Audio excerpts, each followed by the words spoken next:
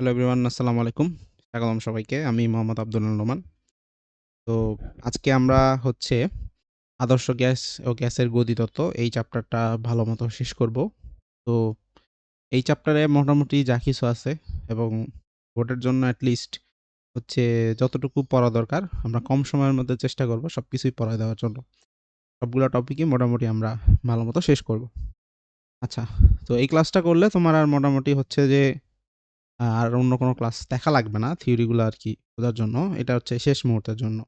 এখানে সূত্রের যে প্রমাণগুলো আছে সেগুলো আ আমি দেখাইতে খুবই ইচ্ছুক ছিলাম। বাট সময় স্বল্পতার জন্য সেগুলো দেখানো হয়তো সম্ভব হবে না। But still one shot a class হিসেবে যতটুকু পরীক্ষা প্রিপারেশনের জন্য থিওরিগুলা আমাদের ডিটেইলসে জানা দরকার আমরা সেগুলো জানবো। সূত্রের প্রমাণগুলা আমরা স্কিপ করে যাবো। বাট কেউ যদি ইন্টারেস্টেড থাকো বই থেকে সূত্রের প্রমাণগুলা দেখতে পারো অথবা আমাকে পার্সোনালি মেসেজ দিলে আমি হচ্ছে আমার আগের যে ক্লাস আমার একাডেমিকের যে নেওয়া ক্লাস বা আগে যে ওয়ান শট ক্লাস আছে সেখানে আমি সূত্রের প্রমাণও বেশ কিছু দেখাইছি সেগুলোর লিঙ্ক তোমাকে দিয়ে দিব। ওকে, তো চলো আমরা এই চ্যাপ্টারটা শুরু করি। আমার পরিচয় তো দিলাম। আমি হচ্ছি মোহাম্মদ আব্দুল নোমান, পড়াশোনা করছি বুয়েটের ট্রিপলি ডিপার্টমেন্টে এবং আমার যে প্ল্যাটফর্ম সেটা হচ্ছে নোমান একাডেমি। তোমরা ইউটিউবে গিয়ে নোমান একাডেমি লিখে সার্চ করলেই দেখতে পাবা, অথবা অনেকেই তোমরা এখন নোমান একাডেমি চ্যানেলে ক্লাসটা হয়তো দেখতেছো। ওকে, ঠিক আছে, আসো শুরু করি। তো আদর্শ গ্যাস ও গ্যাসের গতিতত্ত্ব নামেই বুঝতে পারবা যে এই চ্যাপ্টার মধ্যে আদর্শ গ্যাস নিয়ে আলোচনা করা হচ্ছে এবং গ্যাসের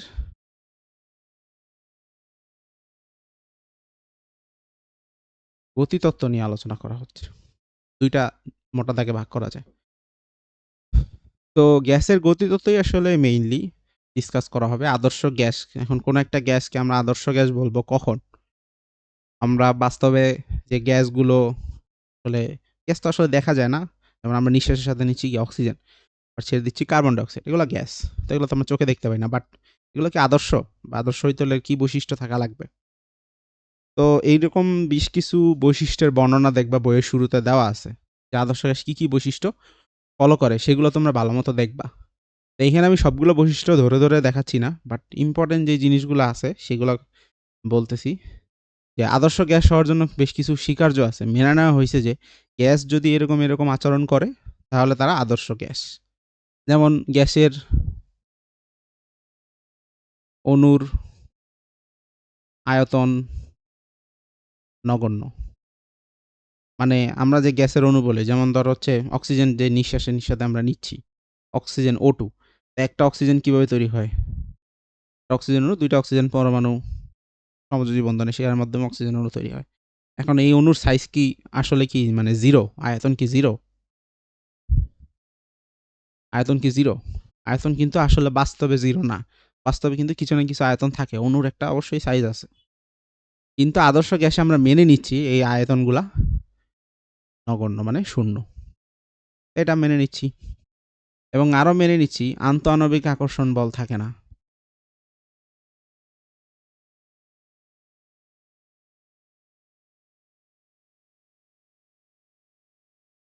আন্তঃআণবিক কোনো আকর্ষণ বল নেই। অর্থাৎ একটা অণুর সাথে আরেকটা অণুর একটা আকর্ষণ বল কিন্তু অলওয়েজ থাকে। আন্তঃআণবিক যে আকর্ষণ বল এটা কিন্তু থাকে। একটা গ্যাসের মনে করো একটা পাত্রে, এখানে পাত্রের মধ্যে অনেকগুলা গ্যাসের অণু আছে। প্রত্যেকটা অণু কিন্তু প্রত্যেকটাকে মোটামুটি কি করে আকর্ষণ করে বাস্তবে। বাট আদর্শ গ্যাসের ক্ষেত্রে আমরা ধরে নিচ্ছি আন্তঃআণবিক আকর্ষণ বল এখানে এক্সিস্ট করতেছে না। এটা মেনে নিচ্ছি। আচ্ছা। তাহলে যেহেতু আন্তঃআণবিক আকর্ষণ বল নেই, তাহলে এখানে কোনো নিজস্ব স্থিতিশক্তি বা বিভব শক্তি এক্সিস্ট করে না। বিভব শক্তি এক্সিস্ট করে না। বিভব শক্তি মানে অভ্যন্তরীণ যে শক্তির মধ্যে ২ টা পার্ট আছে। যেমন অণুগুলো ছোটাছুটি করবে। তো এখানে দেখো বিভব শক্তি কনসেপ্টটা কিরকম, যে এটা একটা অণু, এটা একটা অণু। এদের মধ্যে যদি আন্তঃআণবিক বল থাকে সেটাকে স্প্রিং এর মডেল দিয়ে ব্যাখ্যা করা যায়। আমি আর ওইদিকে যাচ্ছি না। তো এর মধ্যে যদি আন্তঃআণবিক আকর্ষণ বল থাকে, মনে করা হয় যে এর মাঝখানে একটা স্প্রিং আছে। মনে করে নিতে পারি আমরা। তো অণুগুলো আকর্ষণ বিকর্ষণের কারণে যখন আকর্ষণের কারণেই মূলত যখন একটা কাছে চলে আসবে ধরো, তখন এই স্প্রিংটা সংকুচিত হইলো। এখন আমরা জানি স্প্রিং সংকুচিত হইলে হাফ কে এক্স স্কোয়ার, এরকম হচ্ছে স্প্রিং এর বিভব শক্তি বের করা হয়। বাট যদিও এই ফর্মুলা এখানে খাটবে না, বাট আইডিয়াটা এরকমই, যখন অণুগুলা কাছাকাছি আসবে তখন তাদের মধ্যে একটা বিভব শক্তি ডেভেলপ করবে। এই বিভব শক্তি গ্যাঞ্জাম আদর্শ গ্যাসের ক্ষেত্রে এক্সিস্ট করে না, কারণ আন্তঃনামিক আকর্ষণ বলই তো নাই, তাহলে কোনো বিভব শক্তিও এখানে এক্সিস্ট করে না। তাহলে এখানে মোট শক্তি বলতে যেটা বোঝানো হয়, তার মধ্যে বিভব শক্তি এইটা থাকে না, তবে গতিশক্তি থাকে, এবং এই গতিশক্তি টেম্পারেচারের উপর নির্ভরশীল। কিভাবে নির্ভরশীল এগুলো আমরা দেখব। তো মোটা দাগে এরকম আরও অনেক পয়েন্ট আছে, বাট মোটা দাগে এগুলো হচ্ছে ইম্পর্টেন্ট কিছু পয়েন্ট, যে আদর্শ গ্যাস হওয়ার জন্য এই শর্তগুলো ফলো করতে হবে। তাহলে আদর্শ গ্যাস আসলে বাস্তবে এক্সিস্ট করে না। বাস্তবে আমরা যে গ্যাসগুলো মানে অক্সিজেন নেই, কার্বন ডাইঅক্সাইড ছাড়ি, দেখতে তো পাই না, ধরো অনুভব করি, যে গ্যাসগুলো অনুভব করি সবগুলোই আসলে বাস্তব গ্যাস, কোনোটাই আদর্শ গ্যাস না। আর থিওরিটিক্যালি আদর্শ গ্যাস এক্সিস্ট করে, এবং এই সকল বৈশিষ্ট্য আদর্শ গ্যাসে থাকবে। আচ্ছা, তো এটা যদি হয়, তাহলে গ্যাসের উপর যখন আমরা চাপ প্রয়োগ করব, তাপমাত্রা বাড়াবো বা কমাবো, তো গ্যাসের উপরে চাপ, তাপমাত্রা, আয়তন কিভাবে প্রভাব বিস্তার করে, এগুলো নিয়ে এক এক সময় এক একজন ডিসকাস করছে, এগুলোই আমরা দেখবো আস্তে আস্তে। তো আমরা কি কি শিখবো? প্রথমে গ্যাসের গতিতত্ত্বের মধ্যে আমরা বয়েল চার্লস সূত্রগুলো দেখব। বয়েল চার্লস, অ্যাভোগাড্রো, হ্যাঁ, তারপর রেনর চাপীয় সূত্র। এই রেনর চাপীয় সূত্রকে অনেকে গেলুসকের সূত্র বলে, দুইটাই হয়। এগুলো হচ্ছে মোটা দাগে দেখব, এদের গ্রাফ দেখব, লেখচিত্রগুলো দেখব। এরপরে যে গ্যাসের গতিতত্ত্ব, তার মানে গ্যাসের অণুগুলো যে ছোটাছুটি করতেছে, তো অণুর বেগগুলা কিভাবে নির্ধারণ করতে হয় সেটা দেখব, এই গতিতত্ত্বের আলোকে এরা আলোচনা করব। তো অণু যেহেতু ছোটাছুটি করতেছে, তাহলে এটা একটা রাস্তা আছে, এটা একটা পথ অতিক্রম করে, ছোটাছুটি করে একটা একটা অণু একটা অণুর সাথে সংঘর্ষ করার আগ মুহূর্ত পর্যন্ত অতিক্রম করে, এটাকে বলা হয় মুক্ত পথ। মুক্তভাবে যতটুকু পথ অতিক্রম করে মুক্ত পথ, এটা দেখবো আমরা আস্তে আস্তে। এটা তো মনে থাকে আমরা এগুলো ভাগ করতে পারি। এরপরে আরেকটা টপিক সেটা শিখবো, সেটাকে আমরা আরেকটা সেকশনের মধ্যে রাখি, সেটা হচ্ছে শিশিরাঙ্ক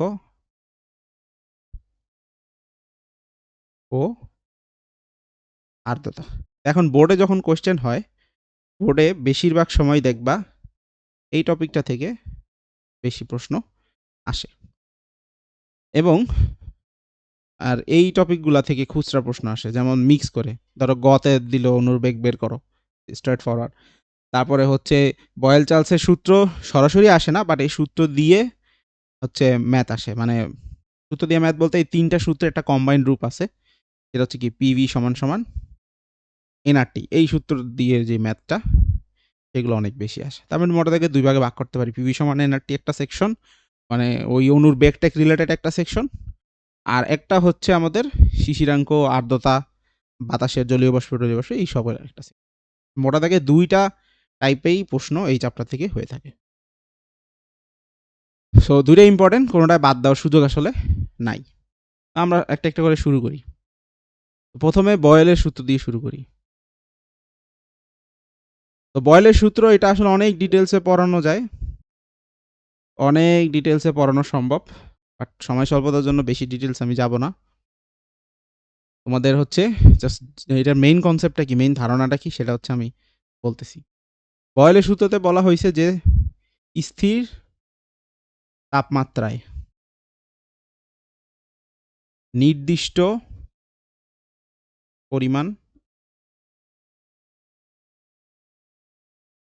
গ্যাসে, এই কথা দুটা খুবই গুরুত্বপূর্ণ। নির্দিষ্ট স্থির তাপমাত্রা এবং নির্দিষ্ট পরিমাণ গ্যাস, মানে আমরা তাপমাত্রাকে ফিক্সড করে ফেলছি এবং গ্যাসের পরিমাণটাকেও ফিক্সড করে ফেলছি, এরকম যদি হয়, তাহলে গ্যাসের যে চাপ এবং আয়তন, এটা হচ্ছে ব্যস্তানুপাতিকভাবে সম্পর্কিত। এখানে আসলে আরো একটু অনেক কিতাব আছে, ওগুলা দরকার নেই, মোটামুটি এইটা জানলেই হবে। তো চাপ এবং আয়তন হচ্ছে ব্যস্তানুপাতিক সম্পর্ক। তাহলে আমি যদি সমান সমান আনি, তাহলে এখানে একটা ধ্রুবক, গুণ 1/v। তার মানে p এবং v এর গুণফল হচ্ছে একটা ধ্রুবক। এটাই হচ্ছে বয়েলের সূত্র। pv এর গুণফল হচ্ছে একটা ধ্রুবক। তো এখন এখান থেকে হচ্ছে গ্রাফ আসতে পারে পরীক্ষায়। পরীক্ষায় গ্রাফ আসতে পারে এরকম। ধরো প্রথমে গ্রাফ আসতে পারে এরকম যে p বনাম v এর গ্রাফ আঁকো। তো p বনাম v এর গ্রাফ যদি আঁকতে হয় তাহলে দেখো এখানে খেয়াল রাখবা, তুমি যখন গ্রাফ আঁকবা এক্স আর ওয়াই এর মতো কয়েকটা বেসিক কিছু গ্রাফ জেনে রাখা উচিত। অনেকে তোমরা জানো অথবা জানো না, আমি দেখাই দিচ্ছি। এক্স ওয়াই সমান সমান যদি ধ্রুবক হয়, এদের গ্রাফ দেখতে হয় এরকম। এটা একটা টাইপ, ঠিক আছে। আবার ওয়াই সমান সমান যদি হয় এম এক্স প্লাস সি, অর্থাৎ এটা একটা সরলরেখার গ্রাফ হবে। এখন ঢালটা পজিটিভ নাকি নেগেটিভ সেটার উপর ডিপেন্ড করে আবার সরলরেখার ধরন হবে। এখন ধরো ঢালটা যদি পজিটিভ হয় তাহলে এরকম এরকম, ঢালটা পজিটিভ হলে এরকম হয়।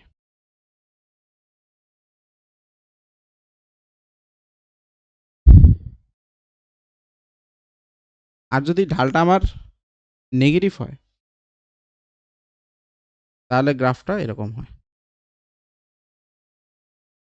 এক্স এর সহগ আর কি, ঢালটা যদি নেগেটিভ হয় তাহলে গ্রাফটা হয় এরকম, আর পজিটিভ হলে এরকম। সি এর মান পজিটিভ হলে মূল বিন্দুর উপরের দিকে থাকবে, সি এর মান নেগেটিভ হলে মূল বিন্দুর নিচের দিকে থাকবে। সি মান হচ্ছে ওয়াই অক্ষের ছেদক। এটা তোমার সরলরেখাতে মোটামুটি পারো। এই দুটো হচ্ছে সবার মানে মোটামুটি প্যাচ লাগে অনেকের। আরেকটা জিনিসে প্যাচ লাগে, সেটা হচ্ছে ওয়াই স্কোয়ার সমান সমান এক্স। এখানে এক্স এর সাথে ধ্রুব সংখ্যা থাকতে পারে 2x 3x 4x হোয়াটএভার, যাই থাকুক না কেন শেপটা এরকমই থাকবে। ওয়াই স্কোয়ার সমান যদি এক্স হয় তাহলে গ্রাফটার শেপ হবে এরকম, আর এক্স স্কোয়ার সমান যদি ওয়াই হয় তাহলে গ্রাফটার শেপ হবে। তাহলে এই দুটো হচ্ছে পরাবৃত্ত। ওয়াই স্কোয়ার সমান এক্স শেপটা হচ্ছে এরকম, এক্স সমান সমান ওয়াই শেপটা হচ্ছে এটা তোমরা পড়বা হায়ার ম্যাথ সেকেন্ড পেপারে কোনিক চ্যাপ্টারের মধ্যে, ঠিক আছে। তো এই হলো মোটা দাগে, এই মোটামুটি 4টা শেপ মনে রাখলে দেখা যায় যে তেমন একটা ভুল হয় না। আচ্ছা, এই যে এক্স ওয়াই সমান সমান ধ্রুবক, এটা আসলে এই দিকেও আছে আবার এই দিকেও আছে, দুই দিকে আসলে এটা শুধু একদিকে দেখানো ভুল। এই দিকেও হয় এই দিকেও হয়, দুই দিকেই আসলে পসিবল। এটা হচ্ছে অধিবৃত্তাকার, এটাকে আর একটু স্পেশালি আয়তাকার, অধিবৃত্তাকারও বলা হয়। আয়তাকার, অধিবৃত্তাকার, ইংলিশে রেক্টেঙ্গুলার হাইপারবোলা, আয়তাকার অধিবৃত্ত। তো যেটা বলতেছিলাম, আমরা এখানে গ্রাফ আঁকার চেষ্টা করতেছিলাম। পিভি যদি ধ্রুবক হয়, এখন পি বসাইছি কোথায়? ওয়াই অক্ষতে। পি বসাইছি কোথায়? ওয়াই অক্ষতে। ভি বসাইছি কোথায়? এক্স অক্ষতে। তাহলে ওয়াই আর এক্স এর গুণফল হচ্ছে ধ্রুবক। তাহলে গ্রাফটা হবে কি এরকম, এবং এইদিকে এখন ভলিউম মানে আয়তন তার নেগেটিভ হয় না। এই পাশে মানে কি ভলিউম নেগেটিভ, প্রেশারও নেগেটিভ, এটা তো ধরবো না আমরা, এই জন্য এই পাশটা বাতিল। তাহলে পিবি এর গ্রাফ হচ্ছে এরকম, রেক্টেঙ্গুলার হাইপারবোলা বা আয়তাকার অধিবৃত্ত। এখন ধরো এরকম বললো, ঠিক আছে, পি এর সাথে 1/v এর গ্রাফ আঁকো। পি এর সাথে 1/v এর গ্রাফ আঁকো। তাহলে পি এর সাথে 1/v এর গ্রাফ আঁকবো। পি হচ্ছে আমার ওয়াই অক্ষতে আছে, এবার এক্স অক্ষতে কিন্তু ভি নাই, আমার এক্স অক্ষতে আছে হচ্ছে 1/v। তাহলে এক্স অক্ষতে যদি 1/v থাকে তাহলে আমরা সূত্রের মধ্যে ভি এর জায়গায় কি বসাবো? এই যে পি এর জায়গায় তো ওয়াই বসাইছি, কারণ পি হচ্ছে ওয়াই এক্সিসেই আছে। আর ভি এর জায়গায় বসানো লাগবে আমার 1/x, কারণ এক্স অক্ষতে আছে 1/v, তাহলে ভি মানে হলো আমার 1/x। তাহলে এইটা হলো কাহিনী। তাহলে এখন দাঁড়াচ্ছে ওয়াই সমান সমান ধ্রুবক ইন্টু এক্স। তাহলে ওই যে ওয়াই সমান সমান এম এক্স, যেহেতু এখানে কোনো সি এর পার্ট নাই, মূল বিন্দুগামী হবে, তাহলে আমার এটা একটা মূল বিন্দুগামী সরলরেখা। যদিও মূল বিন্দু দিয়ে এটা যাবে না, বাট তাও মূল বিন্দু ধরতে পারো, কারণ 1/v মূল জিরো মানে হচ্ছে ভি এর মানে ইনফিনিটি। এনিওয়ে ওই তর্কে পরে যাব, আর এই হলো আসল ঘটনা। এখন আরেকটা কাজ করা যায়, সেটা হচ্ছে পিভি হলো এখানে বসালাম, ভি হলো এদিকে দিলাম। তো পিভি পুরাটাই হলো আমার এবার ওয়াই অক্ষতে, তাহলে পিভি পুরাটাই ওয়াই অক্ষতে, তাহলে পিভি এর জায়গায় লিখলাম ওয়াই, তাহলে ওয়াই সমান সমান ধ্রুবক। এইটার গ্রাফ দেখতে কেমন, এই দুটাও জেনে রাখো সরলরেখার মধ্যে, এটাও গুরুত্বপূর্ণ। এক্স সমান সমান ধ্রুবক যদি হয় তাহলে হচ্ছে এটা এরকম, পি বোঝাচ্ছে এটা কত দূরে থাকবে আর কি ওয়াই অক্ষ থেকে বা মূল বিন্দু থেকে। ধরো এক্স সমান সমান হচ্ছে 3, তার মানে এর মূল বিন্দু থেকে 3 দূরত্বে থাকবে। আবার হচ্ছে মনে করো ওয়াই সমান সমান বলা আছে 3 বা হোয়াটএভার, তাহলে এটা হবে এক্স অক্ষের সমান্তরাল। তাহলে ওয়াই সমান সমান যে কনস্ট্যান্ট থাকবে সেটা হচ্ছে মূল বিন্দু থেকে ওই কনস্ট্যান্ট সমপরিমাণ উপরে বা নিচে, ডিপেন্ডিং অন ওই কনস্ট্যান্টের মান কি। যেমন মনে করো বলা আছে, তাহলে ধরো আঁকতে বলছে যে ওয়াই সমান সমান -2, এটা গ্রাফ আঁকো। ওয়াই সমান সমান -2 গ্রাফ আঁকবো কিভাবে? তো প্রথমে দেখলাম যে ওয়াই সমান সমান সামথিং আছে, ওয়াই সমান সমান সামথিং মানে যে ওয়াই সমান সমান সামথিং মানে এক্স অক্ষের প্যারালাল, তার মানে আমরা এক্স অক্ষের প্যারালাল লাইন টানবো। যেহেতু ওয়াই এর মান -2, তার মানে আমরা মূল বিন্দু থেকে 2 গুণ নিচে লাইন টানবো। এই সরলরেখার উপর সবার জন্য ওয়াই এর মান -2। যেমন মনে করো আমরা যদি একটা পয়েন্ট ধরি, ধরো 5, -2, সেটাও এখানেই থাকবে, 1 2 3 4 5 1 2। আবার মনে করো 3, -2, তার মানে ওয়াই এর মান অলওয়েজ -2, 1 2 3 1 2, তাহলে এখানে আছে। তার মানে এই লাইনের উপর সকল বিন্দুতে ওয়াই এর মান -2, বাট এক্স এর মান ভিন্ন ভিন্ন হতে পারে। এই জন্য এটা সমীকরণ হচ্ছে ওয়াই সমান সমান মাইনাস। তো এই কথাটা কেন আসলো, এই যে ওয়াই সমান সমান ধ্রুবক, এখন ধ্রুবকের মান পজিটিভ নেগেটিভ ওই অনুযায়ী আঁকবা। তো যেহেতু ওয়াই সমান সমান ধ্রুবক, এখানে ধ্রুবকটা আসলে পজিটিভই, তাহলে এই ক্ষেত্রে আমাদের গ্রাফটা হবে এরকম, কারণ ওয়াই সমান সমান কনস্ট্যান্ট, তার মানে এক্স অক্ষের সমান্তরাল হবে গ্রাফটা। তো এইভাবে আমরা গ্রাফ আঁকতে পারি। এখন এই জিনিসটাকে আরেকটু আপগ্রেড করা যায়, আরেকটু প্যাচ লাগানো যায়। আমরা তো স্থির তাপমাত্রায় বলছিলাম, এখন মনে করো এক একটা তাপমাত্রায় গ্রাফের শেপ হবে এক এক রকম। তো সেটা আমরা একটু পরে শিখবো। বয়েলের সূত্রটা যেহেতু দেখছি, আমরা তার সাথে সাথে একটু চার্লসের সূত্রটাও দেখে নিই। ওই 3টা সূত্র শিখে একবারে হচ্ছে গ্রাফের বিভিন্ন মডিফাইড ভার্সন দেখবো নি।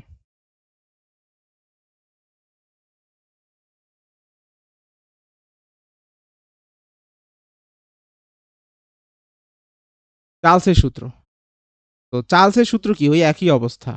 আগেরটা ছিল স্থির তাপমাত্রা এবং নির্দিষ্ট পরিমাণ গ্যাস, এবার স্থির তাপমাত্রা না, চার্লসের সূত্রে চাপ হবে স্থির, তাহলে স্থির চাপ। এবার চাপটা স্থির করে রাখছি আমরা, নির্দিষ্ট পরিমাণ কোনো গ্যাস, তাহলে চাপ স্থির থাকবে এবং গ্যাসের পরিমাণটাও নির্দিষ্ট থাকবে। এটা যদি হয় তাহলে আয়তন তাপমাত্রার সমানুপাতিক, অর্থাৎ যত তুমি টেম্পারেচার বাড়াবা গ্যাসের আয়তন বাড়তে থাকবে। আর আগের বার কি ছিল, চাপ এবং আয়তন ব্যস্তানুপাতিক, অর্থাৎ যত চাপ বৃদ্ধি করবা আয়তন কমতে থাকবে, আবার চাপ হ্রাস করলে আয়তন বেড়ে যাবে, ব্যস্তানুপাতিক সম্পর্ক। আর এইবার আয়তনের সাথে টেম্পারেচারের সম্পর্কটা দেখানো হয়েছে, যে টেম্পারেচারের সাথে সমানুপাতিক, অর্থাৎ টেম্পারেচার বৃদ্ধি করলে গ্যাসের আয়তন বেড়ে যাবে, এক্সপ্যান্ড করবে, গ্যাসটা প্রসারিত হবে। তাহলে এইখানেও আমরা লিখতে পারি এটা একটা ধ্রুবক গুণ টেম্পারেচার। অবশ্যই টেম্পারেচারটা কেলভিন স্কেলে হবে, আদর্শ একক কেলভিন স্কেলে। তাহলে ভি এর সাথে টি এর একটাই গ্রাফ আমরা দেখাইতে পারি। ধরো এদিকে ভি এদিকে টি, তাহলে ভি আর টি এরকম সমানুপাতিক, যদি এটা কেলভিন স্কেলে হয়। আর যদি সেলসিয়াস স্কেলে হয় তাহলে গ্রাফটা বাম দিকে আবার শিফট হয়ে যাবে। কেন? কারণ 0 কেলভিনের জন্য যে গ্রাফ, একই গ্রাফ -273 ডিগ্রি সেলসিয়াসের, তাহলে জিরোতে যেই জিনিসটা পাইলাম আমরা আয়তন 0, 0 কেলভিনে আমার আয়তন হচ্ছে 0, কিন্তু -273 ডিগ্রি সেলসিয়াসে কিন্তু আবার আয়তন 0, অর্থাৎ এই একই গ্রাফটাই জাস্ট শিফট হয়ে যাবে যদি টেম্পারেচারটা কেলভিনে না দিয়ে সেলসিয়াসে দেই, বাট সাধারণত কেলভিনেই থাকবে। তাও যেহেতু বলছি গ্রাফটা একটু দেখাই, সেলসিয়াসের ক্ষেত্রে কেমন হবে। এটা যদি সেলসিয়াসের গ্রাফ আঁকতে চাও, টেম্পারেচারের সাথে আয়তনের কেমন সম্পর্ক, এরকম আঁকতে হবে। -273 ডিগ্রি সেলসিয়াসে গিয়ে আয়তন কি হয়, 0 হয়, পর আয়তন বাড়তে থাকে। 0 ডিগ্রি সেলসিয়াস মানে তো আর 0 আয়তন না, 0 ডিগ্রি সেলসিয়াস মানে হচ্ছে 273 কেলভিন, তখন কি আর আয়তন শূন্য থাকবে নাকি? তখন তো আয়তন শূন্য থাকবে না, তখন কিছু একটা থাকবে।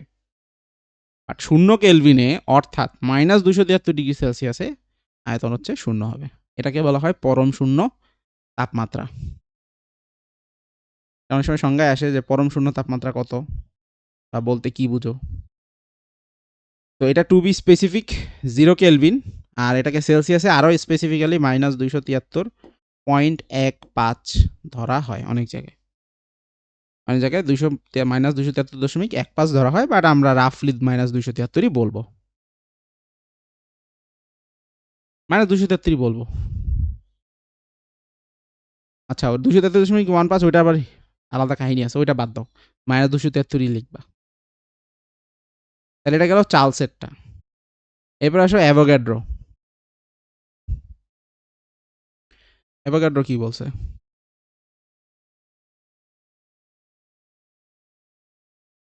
আচ্ছা, অ্যাভোগাড্রোর আগে আরেকটা আছে রেনল্ডস চাপীয় সূত্র, ওইটা দেখে নিই।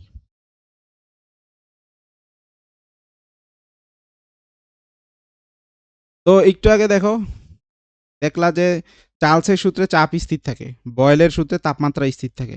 তাহলে আমরা দেখতেছি হচ্ছে চাপ, আয়তন এবং তাপমাত্রার মধ্যে সম্পর্কগুলা। তাহলে চাপ স্থির থাকে চার্লসের সূত্রে, এমনি মনে রাখতে পারো যে চাপ স্থির কোথায়? চার্লসের সূত্রে। চাপ স্থির থাকে চার্লসের সূত্রে। তারপর টেম্পারেচার বা তাপমাত্রা স্থির থাকে বয়েলের সূত্রে। তাহলে চাপ স্থির থাকে চার্লসের সূত্রে, তাপমাত্রা স্থির থাকে বয়েলের সূত্রে। তাহলে আর বাকি থাকে কি? আয়তন।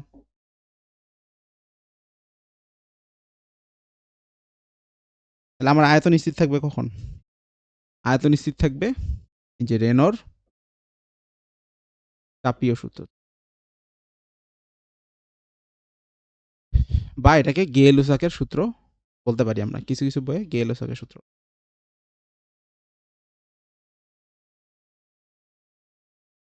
সূত্রটা কি? সেম, আয়তন স্থির থাকবে এখানে, স্থির আয়তন, এবং গ্যাসও নির্দিষ্ট হবে।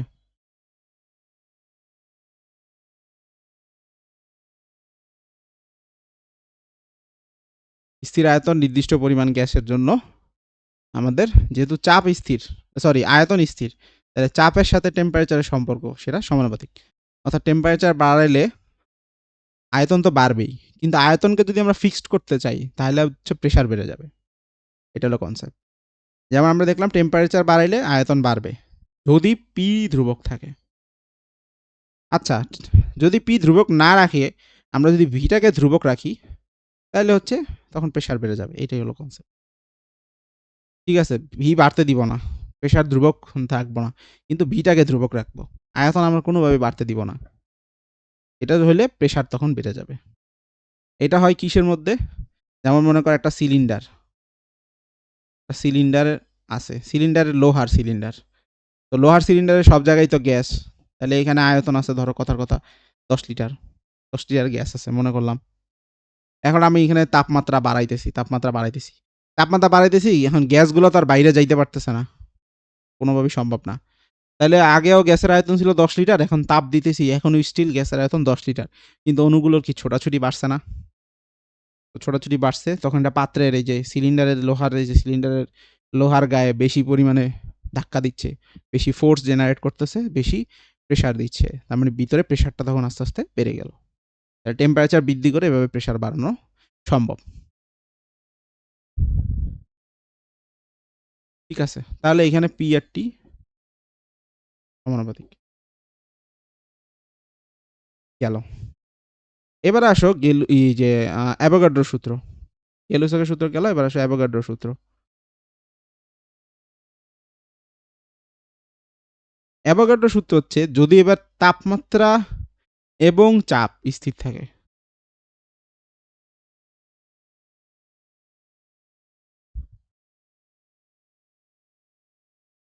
তাহলে আমার টেম্পারেচার স্থির এবং প্রেশার স্থির, এটা যদি হয়, তাহলে গ্যাসের আয়তন, এটা গ্যাসের মোল সংখ্যার উপর নির্ভরশীল। মোল সংখ্যা মানে অণুর সংখ্যা আর কি। অর্থাৎ বেশি অণু হইলে বেশি জায়গা দখল করবে, কম অণু হইলে কম জায়গা দখল করবে। তাহলে এখানে n হলো মোল সংখ্যা। মোল সংখ্যার কনসেপ্ট এটা তোমরা কেমিস্ট্রিতে ভালো মতো শিখছো, এখানে আর তেমন বলার কিছু নাই। তারপর স্টিল মোল সংখ্যা মানে কি, এই যে আণবিক ভরের সাথে রিলেটেড। যেমন 1 মোল অক্সিজেন, এটা মানে হচ্ছে কত, 32 গ্রাম অক্সিজেন। আবার ধরো 1 মোল অ্যামোনিয়া, এটা মানে কি বোঝায়, 17 গ্রাম অ্যামোনিয়া। তো এরকম মোল সংখ্যা ভরের সাথে রিলেটেড, আবার অণুর সংখ্যার সাথেও রিলেটেড। 1 মোল অণু সেটা যেটাই হোক না কেন, সেটা মানে 6.022 10^23 অণু বোঝায়। সেম 1 মোল মানেই হলো এটা, 1 মোল মানেই 6.022 10^23 সংখ্যক অণু। এখন অণুর সংখ্যা আরো বেড়ে গেলে তখন মোল সংখ্যাও বেড়ে যাবে। অণুর সংখ্যা যদি হ্রাস পায় তাহলে মোল সংখ্যাও হ্রাস পাবে, ভরও হ্রাস পাবে, মানে একটা এটার সাথে সম্পর্কিত। তাহলে অণুর সংখ্যার সাথে দিয়েও লেখা যায়, এটা হলো অ্যাভোগাড্রো নাম্বার। এনে মানে হচ্ছে এই যে অ্যাভোগাড্রো নাম্বার, বা নোমান একাডেমিও ভাবতে পারো, অ্যাভোগাড্রো নাম্বার এনে। ঠিক আছে, তাহলে 6.022 10^23 সংখ্যক অণু। এভাবে তুমি মোল সংখ্যা জিনিসটা বুঝতে পারো, এটা পরিমাণ নির্দেশ করার জন্য ব্যবহার হয়। এই হলো আমাদের 4টা ফর্মুলা। এখন 4টা যদি আমরা একবারে সামারাইজ করি, একসাথে নিয়ে আসি, তাহলে পি স্থির, এটা কার সূত্র, চাপ স্থির, চার্লসের সূত্র। চার্লস কি বলছে, পি সমানুপাতিক 1 বাই ভি সমানুপাতিক টি। তার আগে ছিল বয়েলেরটা, সবার প্রথমে দেখছি বয়েলেরটা। বয়েলে কি বলছে, তাপমাত্রা স্থির, তাপমাত্রা স্থির। তাপমাত্রা স্থির হলে কি হবে, পি আর বি ব্যস্তানুপাতিক। তারপরে দেখলাম রেনর চাপীয় সূত্র যেটা, সেটা অথবা আমরা অ্যাভোগাড্রোর নাম্বারটা যেটা, পি এবং টি দুইটাই যদি স্থির রাখি, রেনরটা লাগবে না, আমরা অ্যাভোগাড্রোরটা লিখি। এটা দেখলাম ভি সমানুপাতিক হচ্ছে এন, মানে টেম্পারেচার এবং প্রেশার স্থির থাকলে আয়তন মোল সংখ্যার সমানুপাতিক। রেনরটাও লিখতে পারো, রেনরটা এই যে টি ছিল, পি ছিল, আর ভি ছিল, ভি স্থির ছিল, হচ্ছে রেনর চাপীয় সূত্র। সেক্ষেত্রে পি সমানুপাতিক টি, এটা আপাতত আমাদের লাগতেছে না, আমরা ফোকাস করবো হচ্ছে এই প্রথম 3টায়। এখন এই 3টাকে মার্জ করবো আমরা, তো এটা হিসাবে সুবিধার্থে ধরো এইটাকে আমি এভাবে লিখতে পারি, ভি সমানুপাতিক 1 বাই পি, ভি সমানুপাতিক টি, ভি সমানুপাতিক এন। তার মানে ভি হচ্ছে এই 3টা প্যারামিটারের উপর ডিপেন্ড করতেছে। তাহলে 3টাকে যদি আমরা মার্জ করি একবারে, তাহলে টি এবং এন এর গুণফল উপরে আর নিচে হচ্ছে পি, তাহলে পি ভি সমানুপাতিক হচ্ছে এন টি। তাহলে এখানে যদি আমরা একটা ধ্রুবক আনি, তাহলে এই ধ্রুবকটাই হলো আর, এন আর টি এর, পিভি সমান সমান এন আর টি, যে ফেমাস সূত্র, এই সেই আর। তাহলে এই আর হলো মোলার গ্যাস ধ্রুবক বা সার্বজনীন গ্যাস ধ্রুবকও বলা যেতে পারে। ঠিক আছে, তাহলে আমরা এখান থেকেই আসলে বলি যে পিভি সমান সমান এন আর টি। তাহলে এই সূত্রটা আমরা মনে রাখবো, এই একটা সূত্র মনে রাখলে এখান থেকে বয়েলের সূত্র বের করা যাবে, এখান থেকে চার্লসের সূত্র বের করা যাবে, এখান থেকে সবগুলা বের করা যাবে। তো দেখো টেম্পারেচার যদি স্থির থাকে, এই এক সূত্র থেকে বের করা যাবে। প্রথমটা দেখো, টেম্পারেচার যদি স্থির থাকে, তাহলে টেম্পারেচার স্থির বাদ দিলাম, তাহলে এন নির্দিষ্ট পরিমাণ গ্যাসের জন্য, তার মানে গ্যাসের পরিমাণও যদি নির্দিষ্ট হয়ে যায়, এটাও ধ্রুবক। আর আর তো এমনি ধ্রুবক, তার মানে পুরাটাই ধ্রুবক হয়ে গেছে, পিবি সমান সমান ধ্রুবক, এটাই বয়েলের সূত্র গেল। এবার আসো, চাপ যদি স্থির থাকে, তাহলে চাপ স্থির হয়ে গেল, এন আর নির্দিষ্ট পরিমাণ গ্যাস, আর তো এমনি ধ্রুবক, তাহলে ভি আর টি সমানুপাতিক, টেম্পারেচার বাড়াইলে ভলিউম বাড়বে, এটাই চার্লসের সূত্র হয়ে গেল। এবার দেখো অ্যাভোগাড্রোর ফর্মুলা, নির্দিষ্ট চাপ এবং নির্দিষ্ট তাপমাত্রায় এই যে আয়তন আর মোল সংখ্যা সমানুপাতিক। আর তো এইভাবে এমনি ধ্রুবক, ধ্রুবক তো দরকার নেই চিন্তা, মানে একটা বাড়াইলে আর একটা বাড়বে, এই ধ্রুবক তো আর বাড়বে কমবে না গেল। এবার আসো যে রেনর সূত্র যেটা লাস্টেরটা, ভলিউম স্থির থাকলে নির্দিষ্ট পরিমাণ গ্যাসের জন্য প্রেশার আর টেম্পারেচার সমানুপাতিক, আর তো এমনিতেই ধ্রুবক, টেম্পারেচার বাড়লে প্রেশার পারবে। তাহলে এক ফর্মুলাতেই সবগুলো হয়ে যাচ্ছে এবং এটা খুবই গুরুত্বপূর্ণ সূত্র। এটাই আমরা মনে রাখবো। তাহলে n নির্দিষ্ট হওয়া মানে কি? যদি পরিমাণ নির্দিষ্ট থাকে, নতুন করে কোনো গ্যাস আসলো না বা এখান থেকে কোনো গ্যাস বের হয়ে গেল না, তাহলেই তো পরিমাণ নির্দিষ্ট। ধরো একটা বেলুনের মধ্যে কিছু গ্যাস আছে, আমি এখন এটা টেম্পারেচার বাড়াই, চাপ বাড়াই, কমাই, যা ইচ্ছা তাই করি না কেন, বেলুন থেকে যদি কোনো গ্যাস বের হয়ে না আসে অথবা নতুন করে যদি কোনো গ্যাস বেলুনের মধ্যে না ঢোকে, তাহলে গ্যাসের আয়তন যতই বাড়ুক কমুক, প্রেশার যতই বাড়ুক কমুক, এন এর মান কিন্তু চেঞ্জ হবে না। তাহলে মোল সংখ্যা জিনিসটা পরিমাণের উপর নির্ভর করবে, অর্থাৎ কত গ্রাম গ্যাস ওখানে ছিল বা কয়টা পরমাণু বা কয়টা অণু গ্যাস ওখানে ছিল, অণুর পরিমাণ চেঞ্জ হচ্ছে কিনা। যদি নতুন কোনো অণু সেখানে ঢোকে তাহলে এন মোল সংখ্যা পরিবর্তন হয়ে গেল, বা সেখান থেকে যদি কোনো অণু বের না হয়ে যায় বা বের হয়ে গেলে তখন এন পরিবর্তন হইল, মানে অ্যাকচুয়ালি রিয়েলি যদি অণু বের হয়ে যায় বা ঢোকে তাহলেই কেবলমাত্র হচ্ছে পরিমাণে পরিবর্তন হবে, তা না হয় হবে না। এটা মনে রাখবা আর কি। এটা এখন এই আর এর মানটা কি হয়, বা আমরা বলি না এসটিপিতে 1 মোল গ্যাসের আয়তন কত, এটা কত ধরি 22.4 লিটার, 22.4 লিটার। তো এখান থেকে তুমি আর এর মানটা চাইলে বের করতে পারো। তাহলে আর এর মানটা হচ্ছে পিভি ভাগ এনটি। এখন বলো এসটিপি, এসটিপি মানে কি? Standard temperature pressure. Standard temperature কত? 0 ডিগ্রি সেলসিয়াস ওরফে 273 কেলভিন। তারপর স্ট্যান্ডার্ড প্রেসার কত? স্ট্যান্ডার্ড প্রেসার হচ্ছে 1 অ্যাটমসফিয়ারিক প্রেসার, 1 atm। আমরা যদি মান বসাই পি 1 atm, আয়তন কত হবে? 22.4 লিটার। এন এর মান 1 মোল, এই যে 1 মোল গ্যাসের আয়তন, এন এর মান 1 মোল, টেম্পারেচার 273 কেলভিন। এটা যদি তুমি হিসাব করো তাহলে আসবে 0.0821 লিটার এটিএম পার মোল পার কেলভিন। যে লিটার একক খেয়াল করো, লিটার গুণ এটিএম, লিটার এটিএম ভাগ হচ্ছে কি দিয়ে? মোল দিয়ে এবং কেলভিন দিয়ে, তাহলে পার মোল পার কেলভিন। এটা ক্যালকুলেশন করলে এটাই আসে। তো এটা হচ্ছে লিটার এটিএম এককে। এখন তুমি যদি বলো যে না আমি হচ্ছে একটু লিটার এটিএম করবো না, আমি একটু এসআই এককে জানতে চাই, সব কিছুই এসআই মানে একদম স্ট্যান্ডার্ড যে ইউনিটগুলো হয় সেটাতে জানতে চাই, হ্যাঁ সেটাও করতে পারো। তাহলে কি করবা? জাস্ট মানগুলোকে এসআই এককে বসাবা, আর কিছুই না। এই যে মানগুলোকে এসআই এককে বসাবা। এসআই একক কি? 1 এটিএম এ এসআই একক কত হয়, এই এককগুলো কিন্তু ভালো মতো জানতে হবে, এককের রূপান্তরগুলা। 1 এটিএম মানে 101.325 প্যাসকেল, এটাই কিন্তু এসআই একক। 1 প্যাসকেল মানে 1 নিউটন/মিটার স্কোয়ার, এটাকেই 1 প্যাসকেল বলা হয়। তারপরে 1 এটিএম কে আমরা আরো লিখতে পারি পারদ চাপ, মানে নর্মালি ব্যারোমিটার যেগুলো দিয়ে চাপ মাপা হয়, পারদের ব্যারোমিটার যদি হয় তাহলে পারদের উচ্চতাকে মেজারমেন্ট মানে করার পর তার সাথে ঘনত্ব এবং জি, পি সমান সমান তো এইচ রো জি না, পারদের উচ্চতার সাথে পারদের ঘনত্ব এবং অভিকর্ষ ত্বরণ গুণ করার পরে চাপ বের করা হয়। তো সেই চাপ এটা আসে।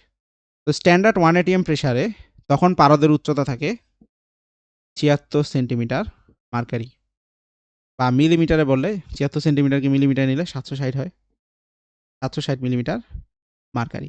এখন 1 মিলিমিটার মার্কারি মানে 1 টর, এটাকে তুমি চাইলে 760 টরও বলতে পারবা। এই তো চাপের বিভিন্ন একক। তাহলে এখন আমরা করতে যাচ্ছি এসআই এককে, তাহলে 101.325 প্যাসকেল, এটা হলো এসআই একক। এখন লিটার, আয়তনের এসআই একক তো লিটার না, তাহলে আসলে আয়তনের কনভার্সনগুলোও জেনে নিই। আয়তনে 1 ঘনমিটার মানে 1000 লিটার, এসআইতে ঘনমিটার ব্যবহার করা হয়। 1 ঘনমিটার মানে হচ্ছে 1000 লিটার। আরও একক কিছু জেনে রাখো, 1 ঘন সেন্টিমিটার মানে 1 সিসি, মানে হচ্ছে 1 মিলি, এই জানলেই হয়। আবার 1 ডেসিমিটার কিউব, এটা মানে হচ্ছে 1 লিটার।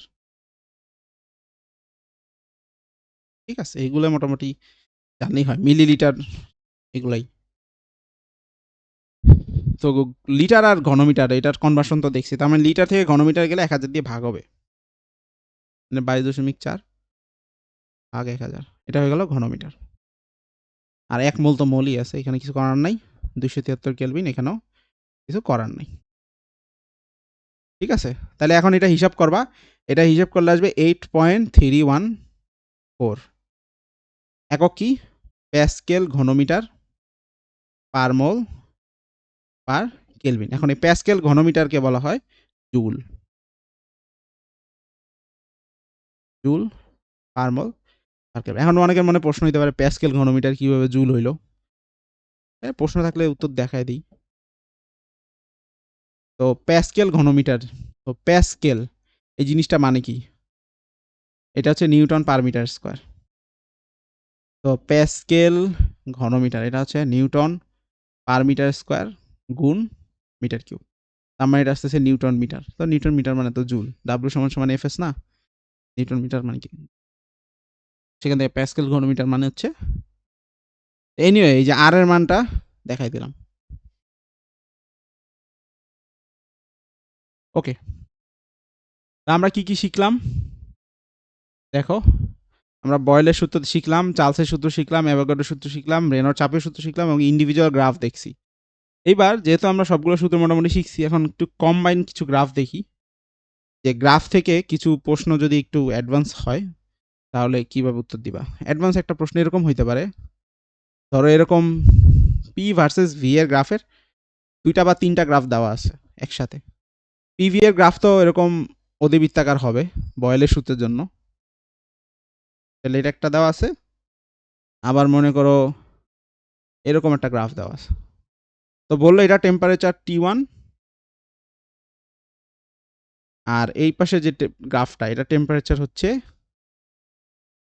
T2। এখন প্রশ্ন করলো এই T1 এবং T2 এই দুইটার মধ্যে কোনটা টেম্পারেচার বড় বা বেশি, সেটা কিভাবে করবো? আমরা জানি পিভি এর গ্রাফ মধ্যবৃত্তাকার হয়, দুইটার মধ্যে কোনটার তাপমাত্রা বেশি সেটা আবার বের করবো কিভাবে? এটা বের করার জন্য আমরা ওই জেনারেল ফর্মুলাটার হেল্প নিব, পিভি সমান সমান এনআরটি। এটা আমাকে বয়েলের সূত্র গ্রাফ দিলেও আমরা হিসাবে সুবিধার জন্য আমরা টেম্পারেচারের যেহেতু ভ্যালুটা বাইর করতে চাচ্ছি, তো আমরা অন্য আরেকটা প্যারামিটারকে কনস্ট্যান্ট ধরে নিব। যেমন মনে করো তুমি চলে পি কে কনস্ট্যান্ট ধরতে পারো, সেক্ষেত্রে এরকম একটা লাইন টানবা। মানে এরকম লাইন টানার অর্থ হচ্ছে এই পয়েন্টের প্রেশার যা, এই পয়েন্টের প্রেশারও তা। যেমন এইখানে প্রেশার যদি মনে করো 2 ATM হয়, তাহলে এই পয়েন্টও 2 ATM, এই পয়েন্টও 2 ATM, সবগুলা পয়েন্টই কিন্তু 2 ATM-ই বোঝায়। সো এরকমভাবে তুমি একটা দাগ দিতে পারো, অথবা এরকম লম্বা একটা দাগ দিতে পারো। অর্থাৎ এইখানের আয়তন যদি 10 লিটার হয়, প্রত্যেকটা পয়েন্টের আয়তনই আসলে 10 লিটার বোঝাবে। তো যে কোনো একটা কাজ করতে পারো। তা আমি হচ্ছে এরকম একটা লাইন টান দিলাম, তার মানে এইখানে প্রেশার যা, এখানে প্রেশার তা, তার মানে প্রেশার হচ্ছে আমি সেম রাখছি।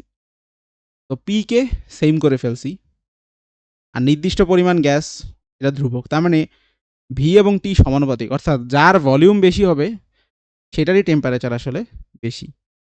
তাহলে দেখো এই দুইটা পয়েন্টের মধ্যে কার ভলিউম বেশি, আয়তন কার বেশি? তাহলে এই পয়েন্টে আয়তন কি বেশি, নাকি এই পয়েন্টে আয়তনের মান বেশি? এই পাশের পয়েন্টটাই যে এখানে আয়তন বেশি হলো না এখানে আয়তন বেশি হলো? এটা আয়তন বেশি, এটা দূরে, ভলিউমের মান এটা ধর 5 লিটার, 10 লিটার। তাহলে এই গ্রাফের এই পয়েন্টটায়, এই পয়েন্টটা খেয়াল করো, নির্দিষ্ট চাপে যার আয়তন বেশি তার তাপমাত্রা বেশি হবে, যার আয়তন কম, নির্দিষ্ট চাপে যার আয়তন কম তার তাপমাত্রা কম হবে। তাহলে এখানে T1টা বড়, T2টা ছোট। তাহলে এইটা হলো বড় তাপমাত্রা, অর্থাৎ তাপমাত্রা বাড়লে গ্রাফ হচ্ছে ডান দিকে শিফট করতে থাকবে। এটাই হলো ব্যাখ্যা। এরকম প্রশ্ন কিন্তু আসতে পারে।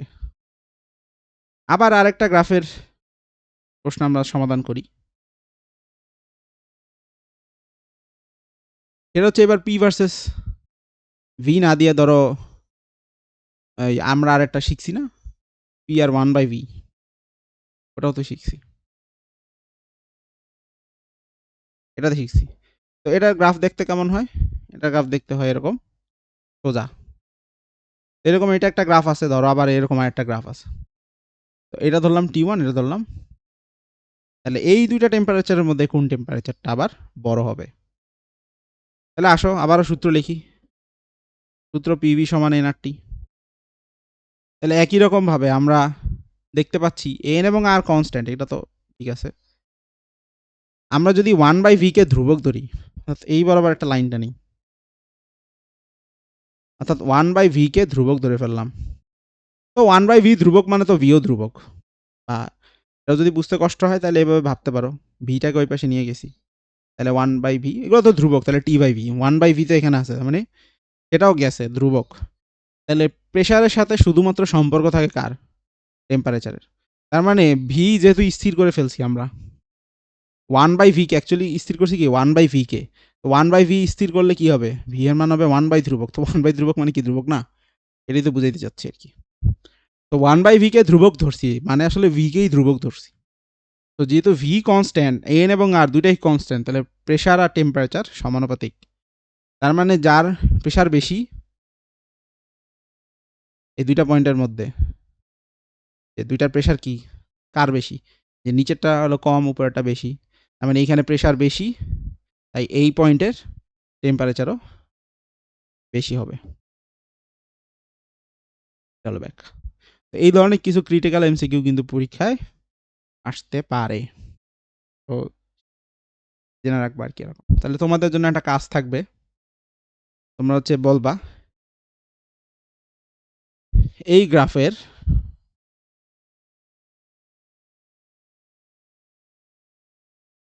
এইখানে টেম্পারেচার T1 এর জন্য, এটা টেম্পারেচার T2 এর জন্য। এই গ্রাফের মধ্যে T1 আর T2 এর মধ্যে কোনটা বড়, এটা হচ্ছে তোমরা বলবা। তাহলে মোটামুটি আমরা এখান থেকে থিওরিটা পড়ে ফেলছি। এখন এটা রিলেটেড কিছু ম্যাথ দেখবো। হ্যাঁ, রিলেটেড কিছু ম্যাথ দেখবো। এটা খুব ভালো ভালো প্রশ্ন আসে কিছু, যেমন বুদবুদের অঙ্কটা সবচেয়ে বেশি আর কি, এটা ফেমাস। এই প্রশ্নটা আমরা বুদবুদের প্রশ্ন সলভ করার ট্রাই করবো।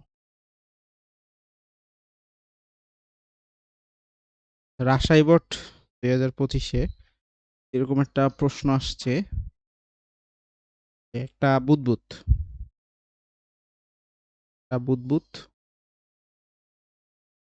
হ্রদের তলদেশে উৎপন্ন হয়ে যখন উপরে আসছে তখন তার ব্যাস দ্বিগুণ হয়। একটা বুদবুদ, একটা হ্রদের, হ্রদ মানে তো পানি, পানির হ্রদ, তো এই তলদেশে উৎপন্ন হয়েছে, দেন এটা উপরে যখন আসছে তখন ব্যাস দ্বিগুণ হয়েছে।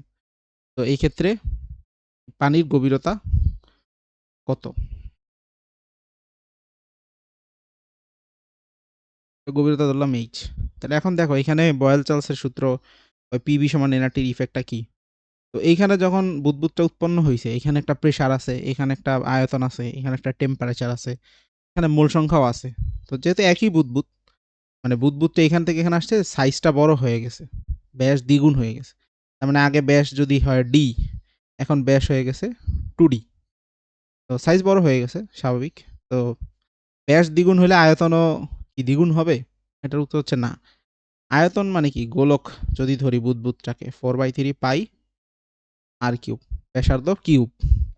এখন তুমি ব্যাসার্ধকে কি বলতে পারো, ব্যাসের মাধ্যমে যদি লেখো, তাহলে ব্যাসকে অর্ধেক করলেই ব্যাসার্ধ হয়, তাই না? তার মানে 4/3 পাই ডি কিউব ভাগ হচ্ছে 8। তো এই সংখ্যাগুলোর দিকে তোমার তাকানোর দরকার নাই, সংখ্যাগুলো বাদ দাও। তাহলে আয়তন আসলে ব্যাসের সাথে কিভাবে সম্পর্কিত? কিউব সম্পর্কিত, মানে ঘনের সমানুপাতিক। তার মানে ব্যাস যদি ডাবল হয় তাহলে ব্যাসার্ধ ডাবল হবে, যে ব্যাসার্ধ আর ব্যাসের সমানুপাতিক একই সম্পর্ক, অর্থাৎ ব্যাসার্ধর সাথেও কিউব সমানুপাতিক, ব্যাসের সাথেও কিউব সমানুপাতিক।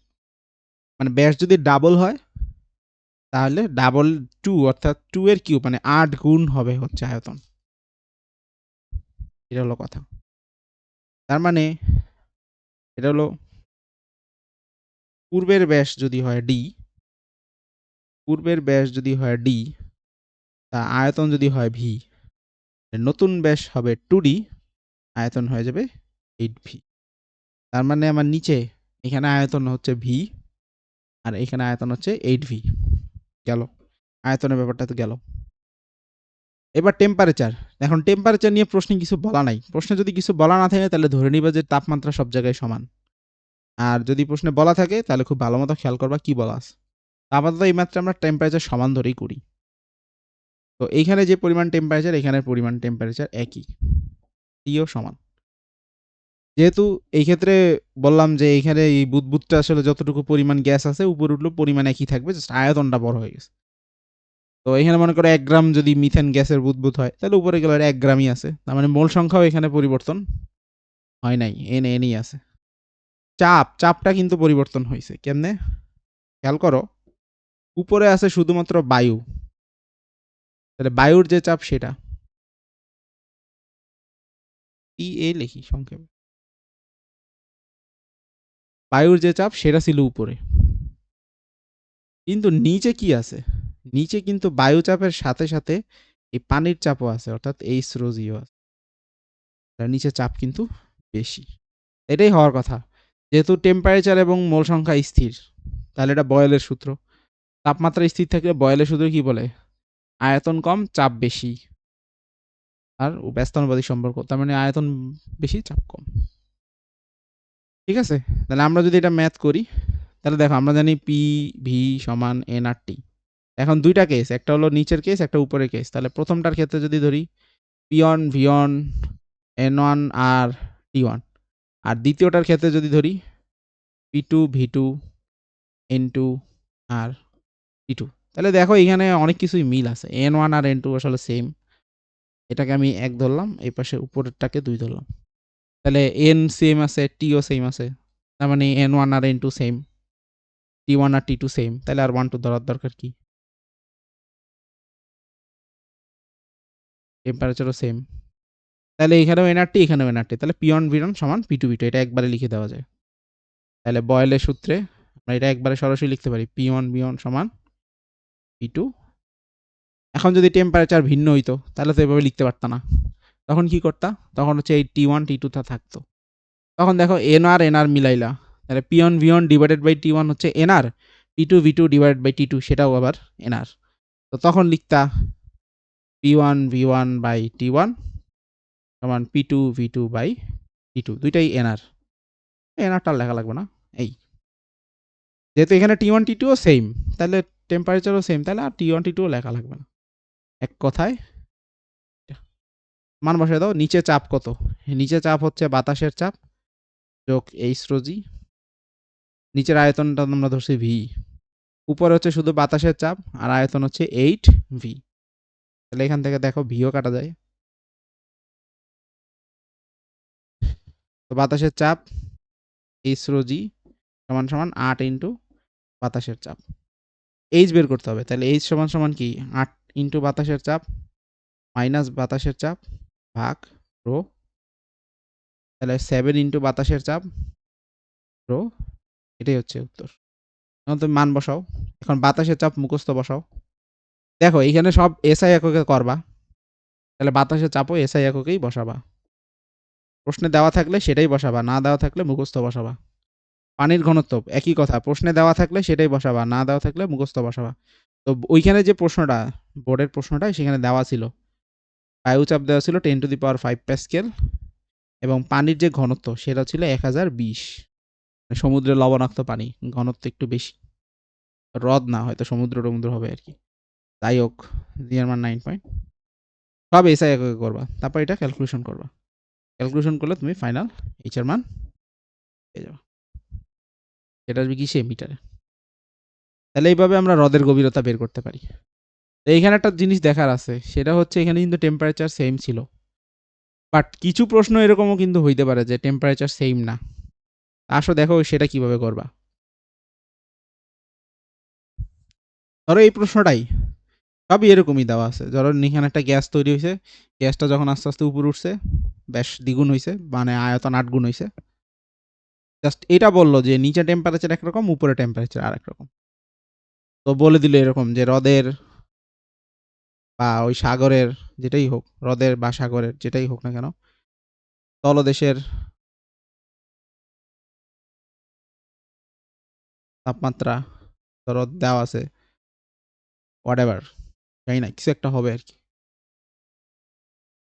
এই ধরো তলদেশের তাপমাত্রা কত ধরবো 17 ডিগ্রি সেলসিয়াস। আর ওই যে উপরে মানে বায়ুর তাপমাত্রা বললে এটা তো উপরের তাপমাত্রাই বোঝায়, এটা ধরো 27 ডিগ্রি। এখন যখন করবা তখন পিয়ন ভিয়ন সমান কি ছিল এনআর টি1, P2 V2 সমান কি ছিল এনআর টি2। তাহলে এই যে টি1 দিয়ে ভাগ করে দাও, তাহলে পিয়ন ভিয়ন ডিভাইডেড বাই টি1 যেটা হলো NR P2 V2 divide by টি2 সেটাও এনআর। তাহলে এটা লিখতে পারবা সরাসরি, সরাসরি এভাবে লিখে করলেও হবে। তোমাকে বারবার পিভি সমান সমান এনআরটি ওটা লিখতে হবে না, তুমি ডাইরেক্ট মুখস্থ এটা লিখলেও হবে, সিম্পল। এখন জাস্ট টেম্পারেচারটা বসাই দিবা, এই তোমার আর কোনো কাজ নেই। তাহলে P1 আমরা ধরছি নিচের গুলাকে, নিচের চাপ হচ্ছে বাতাসের চাপ যোগ এইচরোজি, নিচের আয়তন ছিল ভি, নিচের টেম্পারেচার হচ্ছে 17 ডিগ্রি সেলসিয়াস, তার মানে 290 কেলভিন। কেলভিনে বসাবা অঙ্কগুলা, এসআই একক সব ঠিক আছে। চাপ উপরের চাপ 2 মানে সব উপরের গুলা, এটাকে ঠিক করে নিবা, নাহলে প্যাস লাগাবা না। দেখা গেল চাপ বসাইছো এইটার, আয়তন বসাইছো এইটার, মানে মিক্স করে বসাবা না। এখানে খেয়াল রাখতে হবে যেটার চাপ ওইটার আয়তন ওইটার টেম্পারেচার, আবার এই পাশে উপরের গুলা ওই উপরের চাপ উপরের আয়তন উপরের টেম্পারেচার সব এক ঠিকঠাক মতো বসাইতে হবে। জন্য 1 2 আগে দিয়ে নিবা, তাহলে আর ভুল হবে না। এই তো ভিভি কাটা যাচ্ছে, এখন এটা সলভ করলে তোমরা নিজেরাও এইচ বের করতে পারবা। তাহলে এইভাবে আমরা হ্রদের গভীরতা বের করতে পারবো যদি টেম্পারেচার ভিন্ন হয়। আরেক ক্যাটাগরির কোশ্চেন হইতে পারে যে টেম্পারেচার সরাসরি দেওয়া নাই, বাট একটা হিন্টস দেওয়া আছে। সরাসরি মানে সরাসরি টেম্পারেচার দেওয়া নাই, এরকম দেওয়া আছে যে আচ্ছা ঠিক আছে ভালো কথা, যে এরকম এরকম ঘটনা, ওকে। তো টেম্পারেচার প্রত্যেক মিটারে হচ্ছে কমতে থাকে। যে ধরো বলা আছে বায়ুর তাপমাত্রা ধরো 27 ডিগ্রি সেলসিয়াস প্রতি মিটার গভীরতায় তাপমাত্রা 0.1 ডিগ্রি সেলসিয়াস করে কমতে থাকে, এরকম হইতে পারে, বা 0.1 ডিগ্রি, আচ্ছা ঠিক আছে 0.1 ডিগ্রি সেলসিয়াস করে কমতে থাকে, এইভাবে বলা আছে। তখন কি করবা দেখো, তখন হ্রদের গভীরতা কিভাবে বের করবা? পি আর ভিতে তো কোনো সমস্যা নাই, সবকিছু আগের মতো। P1 মানে সব নিচের গুলা, নিচে প্রেসার হচ্ছে বায়ুর চাপ যোগ তরলের চাপ P1, নিচের আয়তন হচ্ছে কি ভি, নিচে টেম্পারেচারটা কত হবে এটা একটা ক্যালকুলেশনের বিষয় আছে, তো এটা একটু পরে লিখতেছি। তারপর P2 V2 T2, P2 উপরের চাপ হচ্ছে কত 10⁵, আয়তন কত 8V, উপরের টেম্পারেচার কত 27 ডিগ্রি সেলসিয়াস মানে 300 কেলভিন।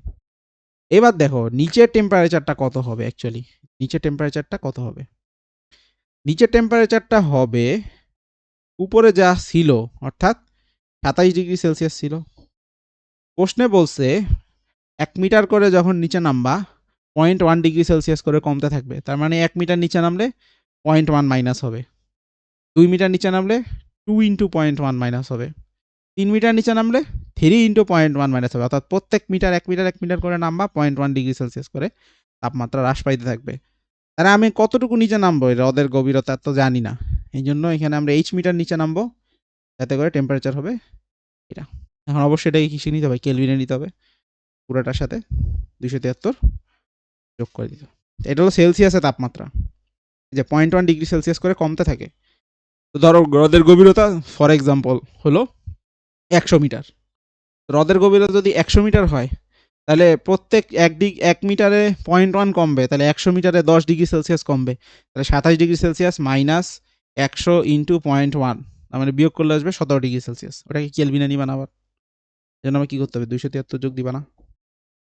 তাহলে এটা হলো হ্রদের তলদেশের তাপমাত্রা ইন সেলসিয়াস, যোগ করলাম 273 হয়ে গেল কেলভিন। তাহলে এটা হিসাব করো 300 মাইনাস 0.1H, তাহলে এইখানে বসাই দিবা 300 মাইনাস 0.1H, এখানে সব মান দিয়ে দিবা, মান বসায় দেন হচ্ছে ক্যালকুলেশন করবা। এই যে রো হচ্ছে 1000 বা 1020 হোয়াট এভার প্রশ্নে যা দেওয়া থাকে 9.8 আর ভিবিও কাটা যায়। জাস্ট ক্যালকুলেশন করে এইচটা সলভ করে বের করতে হবে। এই টাইপের বিভিন্ন প্রশ্ন আসতে পারে। তাহলে এই যে বয়েল, চার্লস, পিভি সমান সমান এনআরটি হচ্ছে কম্বাইন যে ফর্মুলাটা, এটা দিয়ে কিন্তু এই টাইপের প্রশ্ন খুব বেশি আসার সম্ভাবনা আছে। ভালো মতো এগুলা ওকে। তারপরে আমরা আরেকটা প্রশ্ন সলভ করি বোর্ডের।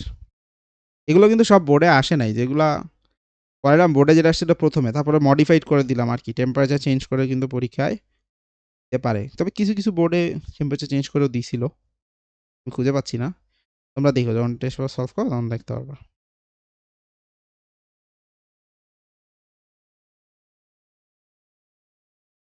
তো এইগুলোই মোটামুটি সবগুলাই, বেশিরভাগই হচ্ছে এই ধরনের।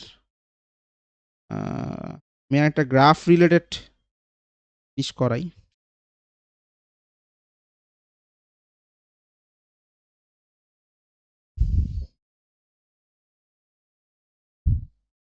ধরো এরকম একটা গ্রাফ দেওয়া আছে, তো এইখানে বলা আছে যে এদিকে হচ্ছে প্রেসার এটিএম এ, এদিকে হচ্ছে আয়তন ঘনমিটারে। এখানে এটা দেওয়া আছে 4.8, আর এটা পয়েন্টের নাম এ, এই পয়েন্টের নাম হচ্ছে বি, এখানে দেওয়া আছে 1.2, তো এখানে দেওয়া আছে 0.02, এখানে দেওয়া নাই, এখানে ডি লেখা আছে। তো প্রশ্ন এটাই জিজ্ঞেস করছে যে বি বিন্দুতে গ্যাসের আয়তন কত, মানে এই পয়েন্টের আয়তনটা কত, এই আয়তনটাই আসলে জিজ্ঞেস করছে, অর্থাৎ ডি এর মানটা কত হবে। এখন দেখো এটা কিসের গ্রাফ, গ্রাফ দেখে বুঝতেছো পিভি এর গ্রাফ এবং অধিবৃত্তাকার, তার মানে এটা বয়েলের সূত্র। তো বয়েলের সূত্রে কি, পিভি সমান সমান ধ্রুবক, মানে পি আর ভি এর গুণফল ধ্রুবক থাকবে, এখানে পি আর ভি এর গুণফল যা, এই জায়গাতেও পি আর ভি এর গুণফল তাই হবে, এবং প্রত্যেকটা পয়েন্টেই পি এবং ভি এর গুণফল একই রকম হইতে হবে। শুধু এই দুইটা পয়েন্টে আবার হইলে হবে না, প্রত্যেকটা পয়েন্টেই কিন্তু পি এবং ভি এর গুণফল ধ্রুবক থাকবে। তার মানে আমরা যদি পি ওয়ান ভি ওয়ান সমান লিখি, তাহলে পি টু ভি টু, অর্থাৎ 1 নম্বর পয়েন্টের পি এবং ভি এর গুণফল 2 নম্বর পয়েন্টের পি এবং ভি এর গুণফলের সমান। তাই 1 নম্বর পয়েন্ট ধরলাম এ কে, এটা ধরলাম বি কে। এখানে পি হচ্ছে 4.8 এটিএম এবং ভি হচ্ছে 0.02 মিটার কিউব। এবার ওই পাশে 2 নম্বর পয়েন্ট, এখানে এখানে পি হচ্ছে 1.2 এটিএম, আর আয়তনটাই বের করতে চাই, তো ধরলাম ভি, জানি না। তো দেখো এখানে কাটাকাটি করলে এটিএম এটিএম কাটা যায়, 4×48 সাইড দিয়ে গুণ হবে, তাহলে ভি আসবে 0.08। তাহলে এইভাবে গ্রাফ থেকেও কিন্তু প্রবলেম আসতে পারে, ভালো মতো দেখবো এগুলা।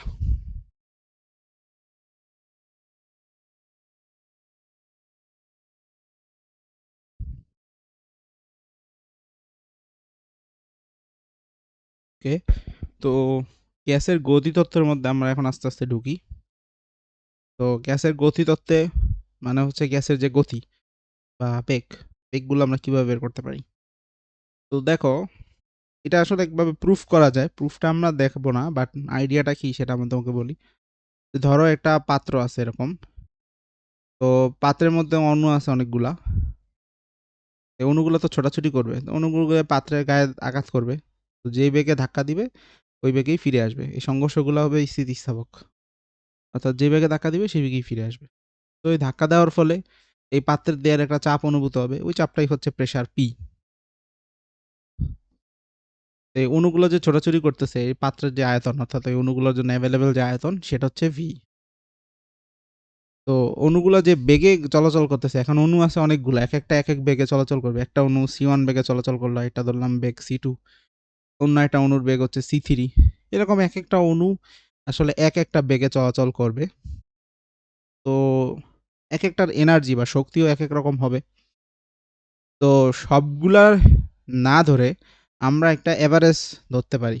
এটা আসলে এভারেজ বলাটাও উচিত হবে না, ওটা একটা স্পেশাল নাম আছে, সেটা হচ্ছে আরএমএস। কেন এটার নাম আরএমএস হলো সেটা দেখো। আমরা যদি মনে করি যে এখানে সবগুলো energy same, same energy same, মানে আমরা এমনভাবে অ্যাভারেজ ধরবো যাতে এনার্জি একই রকম থাকে, বেশি কম হলে তো সমস্যা। ধরো অণু একটা আছে, তাহলে ওইটার এনার্জি কি হাফ এম স্কোয়ার গতিশক্তি। অণুর তো কোনো স্থিতিশক্তি নেই, এটা কিন্তু স্বীকার করে আসছি আমরা। তো এনার্জি বলতে গতিশক্তি আছে, এটা হলো প্রথম অণুর। এরকম দ্বিতীয় অণুর গতিশক্তি হবে কি হাফ এম ভি স্কোয়ার। এরকম করে 3 নাম্বার অণুর গতিশক্তি হবে কি হাফ এম ভি স্কোয়ার। এরকম যতগুলা অণু আছে, এন সংখ্যক অণু যদি থাকে, তাহলে হাফ এম। এন সংখ্যক অণুর এটা হচ্ছে টোটাল এনার্জি। এখন আমরা ধরতে চাচ্ছি কি এবার, তো এক একটা অণুর বেগ যেহেতু এক এক রকম, আমরা একটা অ্যাভারেজ ধরতে যাচ্ছি। অ্যাভারেজ মানে সবার বেগ হচ্ছে ওই একটাই, সেটা হলো সি। সবার বেগ সি। তাহলে আমি আবার সেম ভাবে লিখবো half M V square, half M V square. এরকম এন সংখ্যক বার লিখতে হবে, যেহেতু অণুর সংখ্যা হচ্ছে এন সংখ্যক, তাহলে প্রত্যেকটার বেগই আমরা মোটামুটি অ্যাভারেজ একটা ধরছি সি। তো এরকমভাবে সেম আবার এন সংখ্যক বার জিনিস যোগ না দিয়ে আমরা একবারে যদি লিখি এটার সাথে এন গুণ আকারে রাখলাম টোটাল এনার্জি যেটা, তাহলে এটা হলো টোটাল এনার্জি মিন করতেছে, এটাও আলাদা আলাদা টোটাল এনার্জি মিন করতেছে।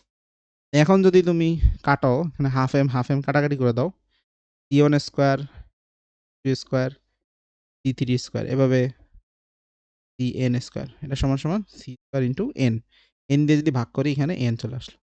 তাইলে এই যে বেগটা টিটা, এটা হলো কি root over T one square, T two square, T three square, এরকম যতগুলো অণু আছে সবার বেগের বর্গ সমষ্টি ভাগ করবে এন দিয়ে। তাহলে দেখো এটা আসলে কি রুট করছি। রুট করছি কিসের রুট করছি? রুট করছি এমন একটা জিনিসের, যে জিনিসটা হচ্ছে গড়, বাট বর্গের গড়। তার মানে বর্গের গড়ের বর্গমূল।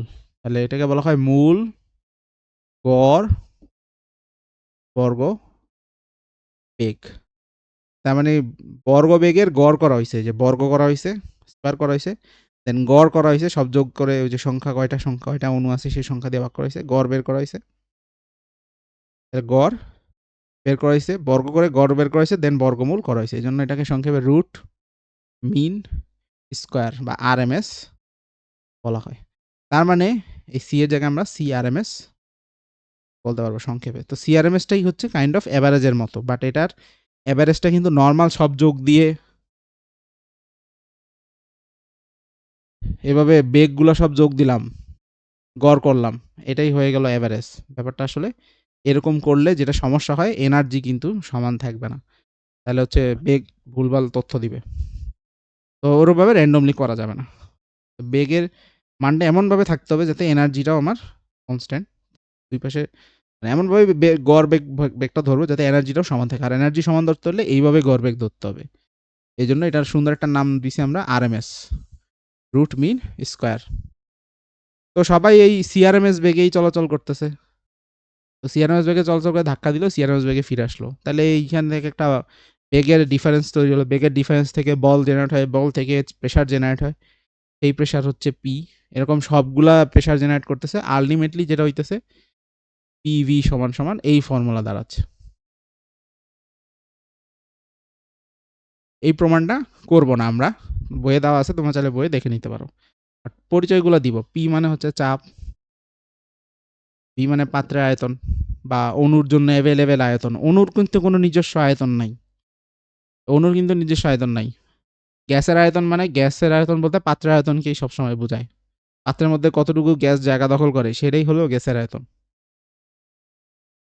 মনে রাখবা, এটা অনেকেই ভুল করো। পি মানে গ্যাসের আয়তন বোঝায় কি গ্যাসের অণুর আয়তন না, গ্যাস পাত্রে যতটুকু জায়গা দখল করে সেই আয়তন বোঝায়। স্মল এম দ্বারা বোঝানো হচ্ছে একটি অণুর ভর, আর ক্যাপিটাল এন দ্বারা বোঝানো হচ্ছে অণুর সংখ্যা, যতগুলো অণু এখানে থাকবে। তো 100 থাকলে 100 অণুর সংখ্যা। আর সিআরএমএস যেটা, এটা হলো সবার অণুর যে বেগটা, এটা সব অণুর বেগ তো আর সেম হবে না, বাট সিআরএমএস হচ্ছে ওইরকম একটা বেগের একটা এভারেজ টাইপের একটা ফিল দিবে, সবার অ্যারাউন্ড এরকমই বেগ হবে। এটাই হলো গ্যাসের গতিতত্ত্বের ফর্মুলা। এখান থেকে আমরা তার মানে কি গ্যাসের বেগ সম্পর্কে একটা ধারণা পাচ্ছি। এখন যদি চাও যে আচ্ছা টেম্পারেচারের সাথে কেমন সম্পর্ক দেখতে পারো, চাপ এবং আয়তনের সাথে কি সম্পর্ক সেটা তো দেখলাম। এখন টেম্পারেচারের সাথে কি সম্পর্ক দেখতে পারো। আমরা জানি পিভি সমান সমান কি এনআরটি।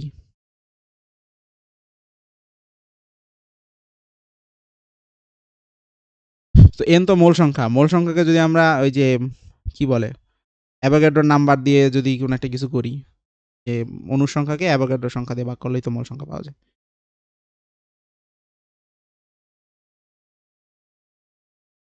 তাহলে কি হলো, ওই যে এন অনুসংখ্যা কাটা চলে গেল। তাহলে সিআরএমএস এর মান আসতেছে আমার 3 RT divided by M into NA. তাহলে এম ইন্টু এনএ, এম মানে হচ্ছে একটা অণুর ভর, এনএ মানে হচ্ছে এখানে কতগুলো অণু আছে সেটা বোঝায়, তাই না? তাহলে মোল সংখ্যা যদি তোমাদের মনে থাকে, ভরকে আণবিক ভর দ্বারা ভাগ করলে মোল সংখ্যা পাওয়া যায়। এখন ভর মানে টোটাল ভর, মানে একটা অণুর ভর আর অণুর সংখ্যা গুণ দিলেই তো মোট ভরটা পাওয়া যাচ্ছে। তার মানে এটা অ্যাকচুয়ালি ক্যাপিটাল এমই নির্দেশ করে। স্মল এম হচ্ছে একটি অণুর ভর, আবার এক মোলে থাকে এনএ সংখ্যক অণু। দেখো বুঝো জিনিসটা, এক মোলে অণু থাকে হচ্ছে অ্যাভোগাড্রো নাম্বার, মানে 6.022 10⁻23 সংখ্যক অণু থাকে। তাহলে একটা অণুর ভর এর সাথে এই পরিমাণ অণু যদি গুণ দেই, তার মানে মোট যে ভরটা বেরোবে সেটাই তো এক মোল অণুর ভর, বা তথাপি এক মোল অণুর ভর মানেই তো আণবিক ভর। তার মানে এই জিনিসটাকে আমরা আণবিক ভর বলতে পারবো। Root over TRT by capital, এটা সিআরএমএস বের করার ফর্মুলা, প্রতিষ্ঠিত ফর্মুলা হিসেবে ব্যবহার করা হয়। এইখানে অনেকে একটা ম্যাথ ভুল করে, এটা করাই দিই। ধরো ম্যাথ ভুল করে এরকম যে 20 ডিগ্রি সেলসিয়াস, মানে ধরো একটা টেম্পারেচার দেওয়া আছে যে এসটিপিতেই, ধরো এসটিপিতে অক্সিজেনের সিআরএমএস বেগ কত, এটা হলো প্রশ্ন। এখন সূত্র লিখবা, সিআরএমএস সমান সমান আমরা জানি root over 3RT divide by M. তাহলে যেহেতু এসটিপি, আর এর মান 8.314, সব এসআই একক করবা, সব এসআই একক করবা। টেম্পারেচার কত, এসটিপি, এসটিপি মানে হচ্ছে 273 কেলভিন। এখন আণবিক ভর, অক্সিজেনের আণবিক ভর কত, আমরা জানি 1 মোল অক্সিজেন মানে হচ্ছে 32 গ্রাম। তাহলে এখানে যেটা করে অনেকে 32 বোঝায়, এইখানেই ভুলটা করে। এখানে 32 হবে না, কারণ 32 গ্রাম, এটা কি এসআই এককে? গ্রাম কি এসআই একক? এসআই একক তো কেজি, গ্রামকে অবশ্যই অবশ্যই অবশ্যই কেজিতে নিয়ে যাইতে হবে। এই ভুল করা যাবে না, খুবই সাবধান, ঠিক আছে? তো ভুলটাও দেখাই দিলাম। এখন এই সিআরএমএস এরটা আরেকটা ভার্সন বের করা যায়। আরেকটা ভার্সন বলতে তুমি এটাকে ইয়া করতে পারো, যদি ঘনত্ব দিয়ে লিখতে চাও লিখতে পারো। তাহলে ঘনত্ব দিয়ে যদি লিখতে চাও, তার মানে ডেন্সিটি, তাহলে দেখো কিভাবে করা যায়। তাহলে তোমাকে পিভি সমান সমান এনআরটি, ওইটাকে আগে আপডেট করতে হবে। আমরা জানি পিভি সমান এন আর টি। এখন মোল সংখ্যাকে কি, ভরকে আণবিক ভর দিয়ে ভাগ করলে মোল সংখ্যা পাওয়া যায়, এটা আমরা জানি। এখন এম আর ভি যদি আমরা সোয়াপ করি,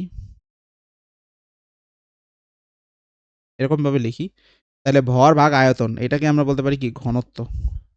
তাহলে পিএম সমান সমান ডিআরটি, পিএম সমান সমান ডিআরটি, এটাও একটা ফর্মুলা হিসেবে মুখস্থ রাখতে পারো।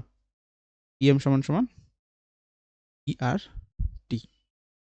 তো এই ডেন্সিটি আমরা ইউজ করতে পারি। দেখো আরটি, আরটির জায়গায় লেখা যায় কি, পিএম বাই ডি, এটা লিখবা, শেষ।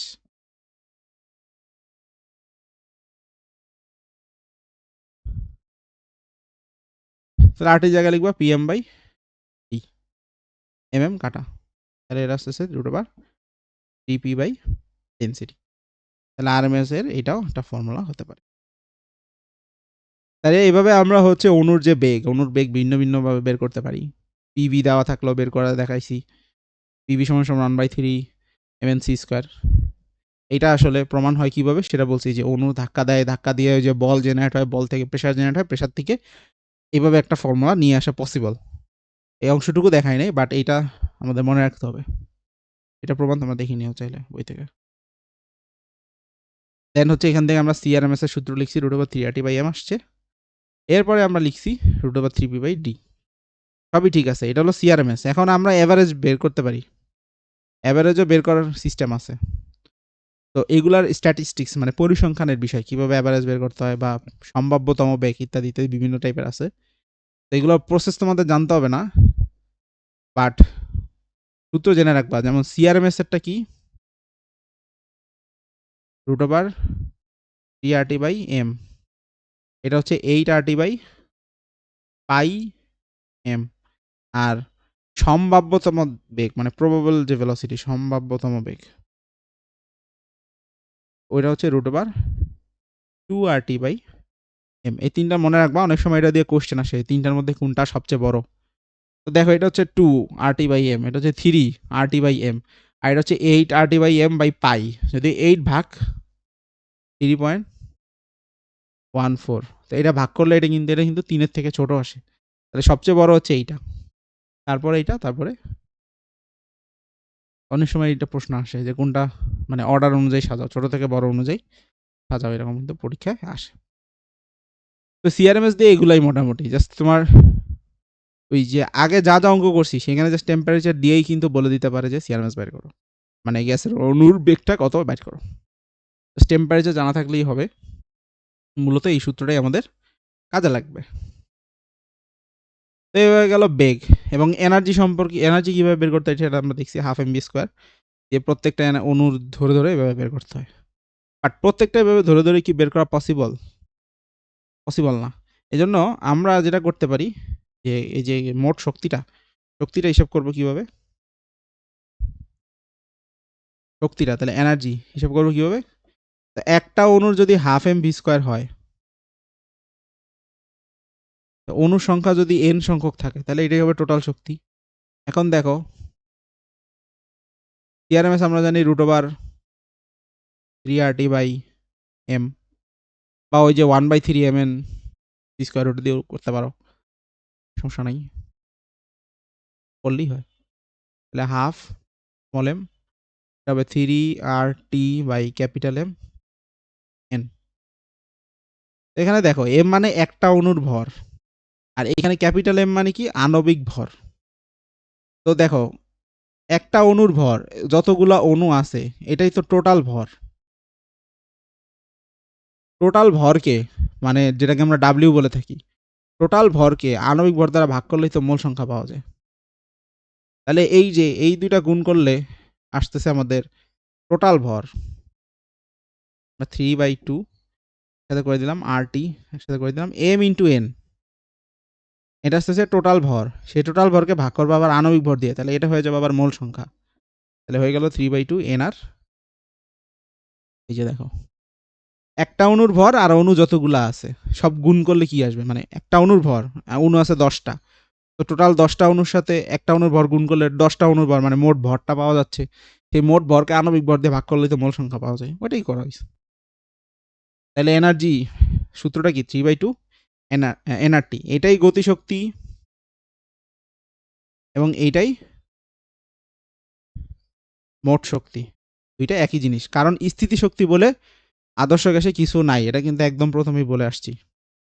যাই গতিশক্তি সেটাই মোট শক্তি। এখন এইখানে একটা বিতর্ক আছে, বিতর্ক যেটা এটা হচ্ছে এই সূত্রটা প্রমাণ করার সময় শুধু এখানে অণুর গতিশক্তির মানে রৈখিক গতিশক্তিটাকে বিবেচনা করা হয়েছে, অর্থাৎ অণুগুলো যখন মুভ করে তখন এটা আমরা এক পারমাণবিক ধরছি, জাস্ট এটা এক্স অ্যাক্সিস বরাবর মুভ করে অথবা ওয়াই অ্যাক্সিস বরাবর মুভ করে অথবা জেড অ্যাক্সিস বরাবর মুভ করে। এটা যে রোটেশনাল অর্থাৎ ঘূর্ণনজনিত যে এনার্জিগুলো, এগুলো কিন্তু এখানে ক্যালকুলেশন করা হয় নাই। শুধুমাত্র কি বলবো এটাকে, চলন মানে মুভমেন্ট মানে রৈখিক গতিশক্তিগুলোকে শুধুমাত্র হিসাব করা হয়েছে। এই কারণে এখানে হিসাবে এরকম 3/2 এনআরটি আসছে। বাট পরবর্তীতে আমরা যখন এক পারমাণবিক না দ্বিপারমাণবিক নিয়ে আলোচনা করব তখন হচ্ছে যে রোটেশনাল মোশনও বা রোটেশনাল এনার্জিগুলো আমাদের ধরতে হবে। তো তখন এইখানে ফর্মুলাতে একটা আপডেট আসবে, ওইটা হচ্ছে যে তখন মোট শক্তি হবে F/2 এনআরটি। অর্থাৎ এফ নতুন একটা জিনিস আসছে, এফ হচ্ছে ডিগ্রিস অফ ফ্রিডম বা বাংলায় স্বাধীনতার মাত্রা। এখন এই স্বাধীনতার মাত্রা জিনিসটা আসলে কি? স্বাধীনতার মাত্রা মানেই হলো যে যেই যতগুলা মানে আমাদের প্যারামিটার আছে, অর্থাৎ আ যে প্যারামিটারগুলা মানে যতগুলা মাত্রা এটা স্বাধীনভাবে আমরা গতিকে ডিফাইন করতে যতগুলা মাত্রা দরকার। যেমন মনে করো এক পারমাণবিক হইলে আমরা এটার বেগকে ডিফাইন করার জন্য ৩ টা মাত্রা দরকার। এটা হচ্ছে এটা x অক্ষ বরাবর গেছে নাকি y অক্ষ বরাবর গেছে নাকি z অক্ষ বরাবর গেছে। বাট দ্বিপারমাণবিক হইলে এখানে একটা ঝামেলা আছে। এই দ্বিপারমাণবিকের জন্য তো এই ৩ টা আছেই, যে দুইজনে একসাথে x অক্ষ বরাবর গেছে নাকি y অক্ষ বরাবর গেছে নাকি z অক্ষ বরাবর গেছে, এই ৩ টা তো আছেই। সাথে এখানে একটা রোটেশনাল কিন্তু ব্যাপার-স্যাপার আছে। অর্থাৎ এটা কিন্তু এইভাবে রোটেট করতে পারে। অর্থাৎ x অক্ষ বরাবর রোটেট করতে পারে, y অক্ষ বরাবর রোটেট করতে পারে, আবার z অক্ষ বরাবর রোটেট করতে পারে। ৩ টা অক্ষ বরাবর রোটেট করতে পারে। তার মধ্যে আবার একটা প্যাচ আছে। x অক্ষ বরাবর যদি এটা রোটেট করে এইভাবে, তো অণুগুলোর আকার খুবই ক্ষুদ্র। আদর্শ গ্যাস সেটা আমরা শিখে আসছি। মানে আদর্শ গ্যাসের যে শিকার ওখানে লিখে আসছি না? অণুগুলোর আয়তন কিন্তু খুবই ক্ষুদ্র। তো ওরা যেই অক্ষতে থাকে ওই অক্ষতেই যদি রোটেট করে এটা কিন্তু খুব ভালো বোঝা যায় না। যেমন ধরো এই কলমটা। আমি মনে করো কলমটা ঘুরাচ্ছি। দেখো যেই অক্ষ বরাবর তুমি তাকায় আছো, ওইখানে ওই অক্ষকে কেন্দ্র করে আমি এটা ঘুরাচ্ছি। এটা কিন্তু বোঝা যাচ্ছে না ঘুরতেছে কিনা। কিন্তু যদি আমি এইভাবে ঘুরাইতাম, তাহলে তুমি বুঝতেছো জিনিসটা ঘুরতেছে। বা আমি যদি এইভাবে ঘুরাইতাম, তাও তুমি জিনিসটা ঘুরতেছে বুঝতেছো। বাট আমি এইভাবে যদি ঘুরাই,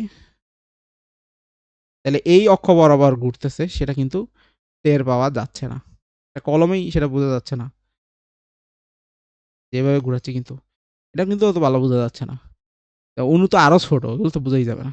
বাট এই এক্সিস বরাবর রোটেশন বোঝা না গেলেও এই বরাবর অর্থাৎ এই অক্ষের সাপেক্ষে যখন ঘুরবে, এভাবে রোটেশন বোঝা যাচ্ছে।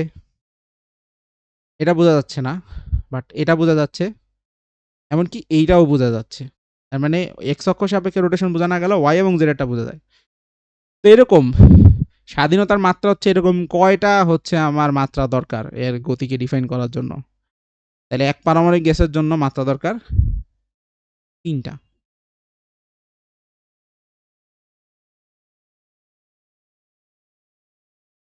মাত্রা দরকার হচ্ছে ৩ টা। দ্বিপারমাণবিক গ্যাসের জন্য মাত্রা দরকার হচ্ছে আমার ৫ টা। ৩ টা তো হচ্ছে রৈখিক গতি বোঝানোর জন্য, আর বাকি ২ টা অ্যাকচুয়ালি ৩ টা রৈখিক গতি, ৩ টা ঘূর্ণন গতি হইতো। বাট ওই ৩ টা ঘূর্ণন গতির মধ্যে আরেকটা তো এমনি বোঝা যাচ্ছে না। সো সেটা বাদ। টোটাল ৫ টা। আর এর বেশি যদি হয় তাহলে মোটামুটি ৬ টা। বাট এইটা কিছু আমরা যখন হিসাব কিতাব করব বা আরো উপরের ক্লাসে যাব তখন দেখব হচ্ছে এখানে আমরা আরো অনেক কিছু ইগনোর করছি। ৬ হবে না, ৬ হয়, ৭ ও হয়, অনেক কিছু লাগে তখন আবার।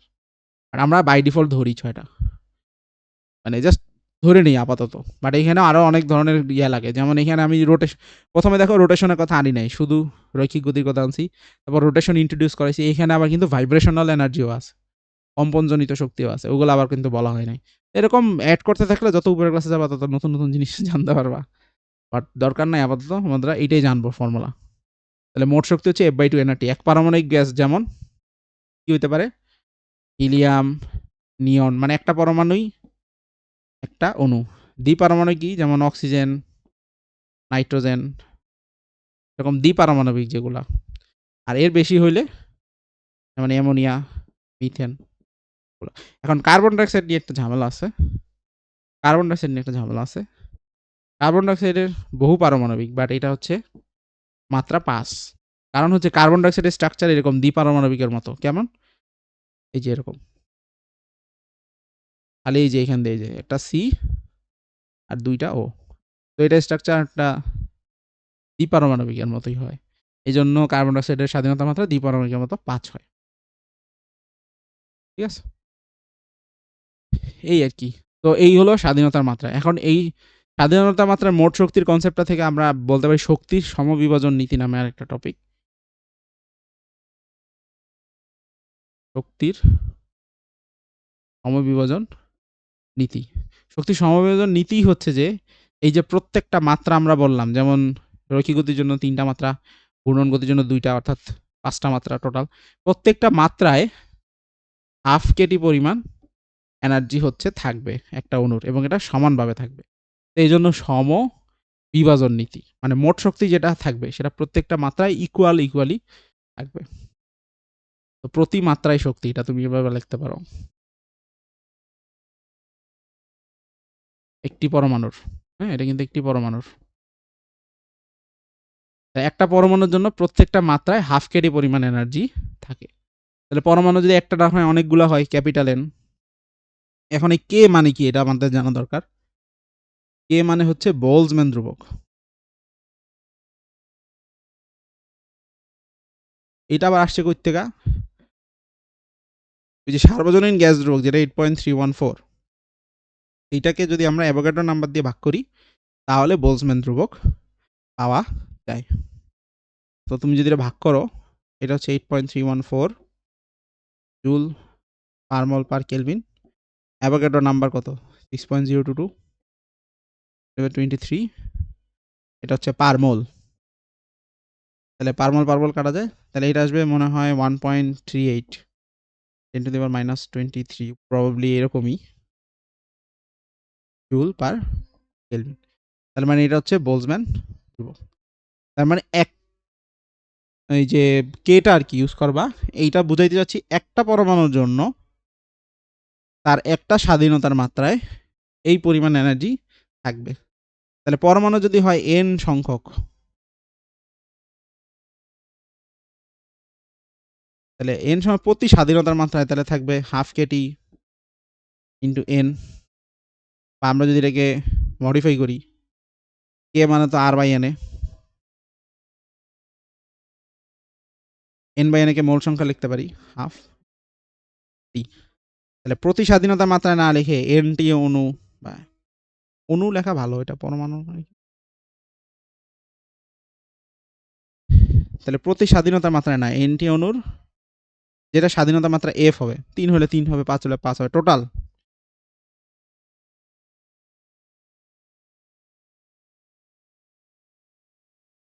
তাহলে একটার জন্য এইটা, তাহলে এফ এর জন্য এফ গুণ। তাহলে এটাই কিন্তু টোটাল এনার্জি, যেটা আমরা একটু আগে লিখছিলাম, এটাই প্রমাণ করে দেখাই দিলাম আর কি। যে শক্তি সমবিভাজন নীতি, এটাকে কাজে লাগায় যে আমরা টোটাল এনার্জি F/2 এনআরটি লিখছিলাম, এটা কিন্তু বোঝা যায়। এভাবে শক্তি বললে F/2 এনআরটি দিয়ে করে দিয়ে দিবে, তাইলেই হবে। তো এখান থেকে স্ট্রেট ফরওয়ার্ড ম্যাথই আসে, বেশি কমপ্লেক্স আসে না। জাস্ট বইলা দেয়, ভ্যালু দিয়া দেয়, তারপর বইলা দেয় বাইর করো, মান বের করো, সিম্পল।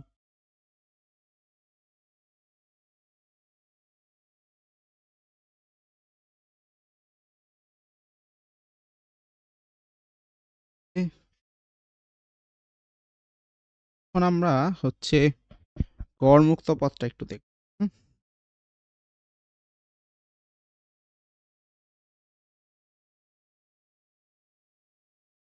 গড়মুক্ত পথটা কি? মুক্ত পথ মানে হচ্ছে যে গ্যাসের অণুগুলো যখন একসাথে অনেক জায়গায় একসাথে থাকবে, একটা অণু ছোটাছুটি করবে, তো ফ্রিলি যতটুকু ছোটাছুটি করতে পারবে সংঘর্ষ হওয়ার আগ পর্যন্ত, এটাই হলো গড়।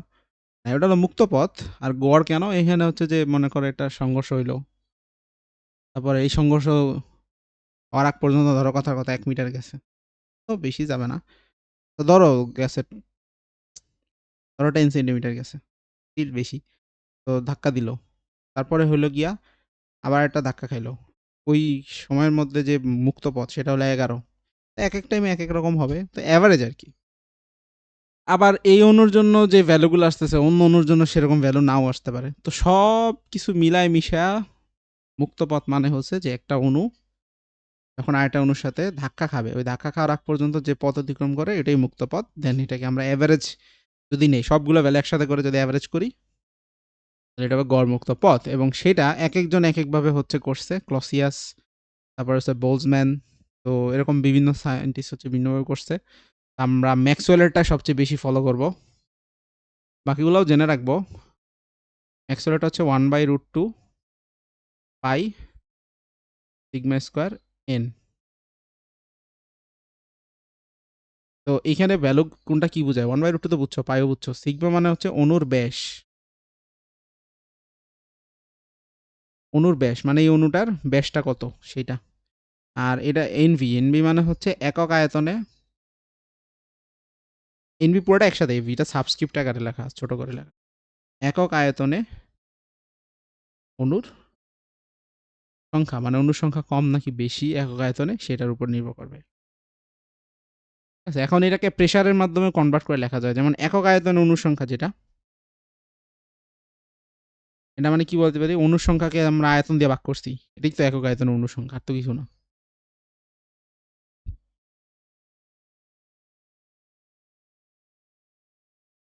এইটা। এখন আমরা যদি পিভি সমান সমান এনআরটি ফর্মুলাটাকে কাজে লাগাই, এখানে এর মান তো মোল সংখ্যা, তাই না? তো মোল সংখ্যাকে আমরা কি লিখতে পারি? এরকম অণুর সংখ্যা ভাগ অ্যাভোগাড্রোর নাম্বার। তো এন বাই ভি এই প্যারামিটারটা আমার লাগবে। পি এই দুটো যদি সলভ করি, অ্যাভোগাড্রো নাম্বার সমান N by V R T. N by V এই জিনিসটা হচ্ছে পি এন এ ভাগ পিএন এ ভাগ আর টি, এখানে লিখে দিতে পারি। তাহলে আর টি ভাগ নিচে উপরে চলে যাবে, তাহলে আর টি।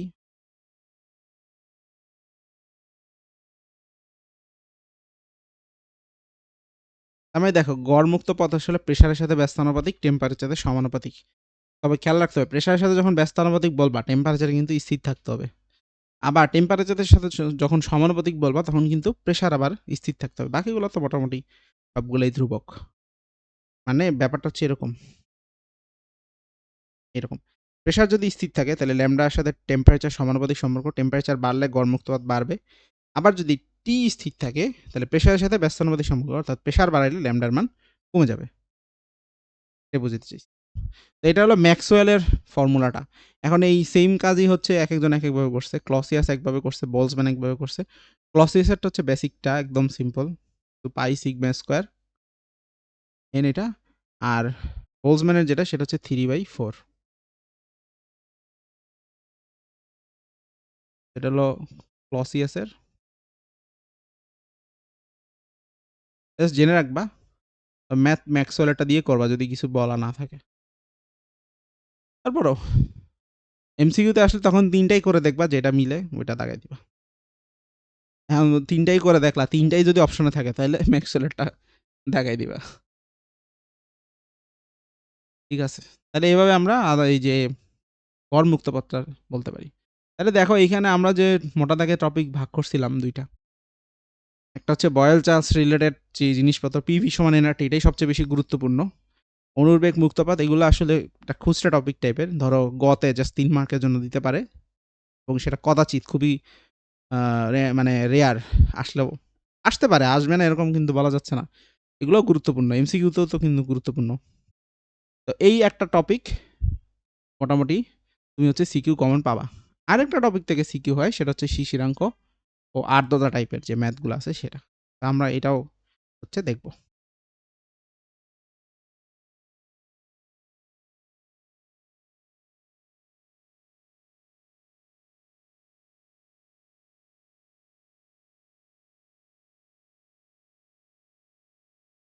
আচ্ছা, শিশিরাঙ্ক, আর্দ্রতা এই টপিক দুটা হচ্ছে আমরা একটু ওভারভিউ করি। এখান থেকে কি কি পড়তে হবে। তো আর্দ্রতা বোঝার জন্য আমাদের বুঝতে হবে বাতাসের মধ্যে আসলে কি থাকে। তো নর্মালি আমরা যে বাতাস দেখি, এই বাতাসের মধ্যেও কিন্তু পানির যে জলীয় বাষ্প কণা এগুলো কিন্তু আছে, এগুলো খালি চোখে দেখা যায় না। যেমন তোমার রুমের মধ্যে তুমি যদি তাকাও আশেপাশে, তাহলে এখানে তো বাতাস আছে, বাতাসের সাথে সাথে কিন্তু কিছু জলীয় বাষ্প আছে। এই জলীয় বাষ্পগুলো আসলে খালি চোখে দেখা যায় না। এটা ভালো বোঝা যায় যে তুমি যদি রুমের মধ্যে একটা গ্লাসে ঠান্ডা শরবত রাখো, তাহলে শরবতটা কিন্তু গ্লাসের ভিতরে, বাট গ্লাসের বাইরের দিকেও দেখবা ভিজা ভিজা হয়ে যায়। এখন শরবত তো ভিতরে, তো বাইরের দিকে ভিজছে কেন গ্লাসটার? ধরো ঠান্ডা যে কোনো পানি রাখলেও হয় এরকম, ঠান্ডা পানি যদি রাখো একটা গ্লাসের মধ্যে, তো দেখবা বাইরের দিকে পানি পানি বা বাইরের পানি কোত্থেকে আসলো? গ্লাস কি লিক করে পানি বের হয়ে গেছে? না, বাইরে যে পানিগুলো আসছে, বাইরে যে পানিগুলো আসছে এগুলোই হচ্ছে সেই জলীয় বাষ্প। বাতাসের জলীয় বাষ্পগুলা ঠান্ডার স্পর্শে এসে, অর্থাৎ ঠান্ডা পানির যে গ্লাসটা এটার স্পর্শে এসে ঘনীভূত হয়েছে, ঘনীভূত হয়ে পাশে জলীয় বাষ্পগুলা জমা হয়েছে। জলীয় বাষ্প নরমালি আছে, বাট আমরা সেটা দেখতে পাই না। এখন বাতাসে যে ধারণ ক্ষমতা, আসলে কতটুকু জলীয় বাষ্প সে ধারণ করে রাখতে পারে, এটার একটা লিমিট আছে অবশ্যই। এবং যে পরিমাণ জলীয় বাষ্প বর্তমানে আছে সেটারও একটা ভ্যালু আছে। তো বর্তমানে যতটুকু জলীয় বাষ্প আছে,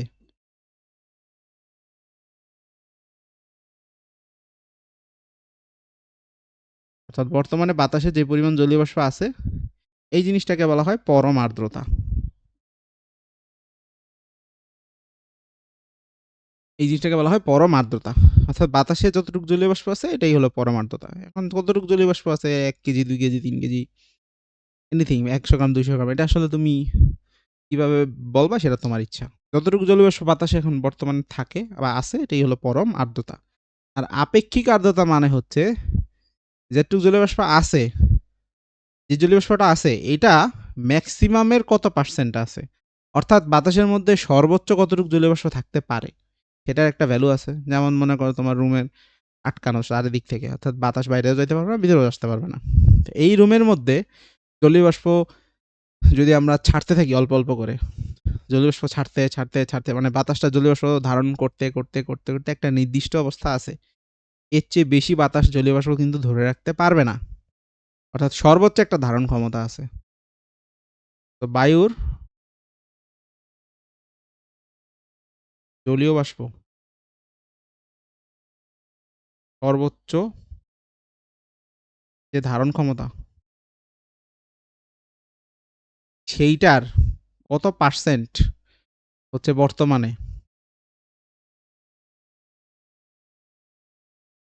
বায়ুতে বিদ্যমান জলীয় বাষ্প।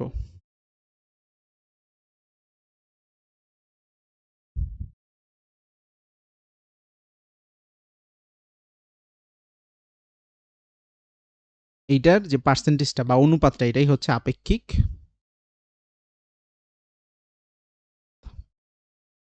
তাহলে আপেক্ষিক আর্দ্রতা মানে হচ্ছে বাতাস যতটুকু জলীয় বাষ্প ধরে রাখতে পারে সর্বোচ্চ, তার কত পার্সেন্ট হচ্ছে এখন বাতাসে আছে।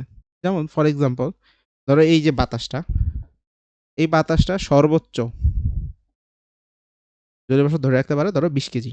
টেবিলের মতো করে আমরা বানাই যে বাতাসের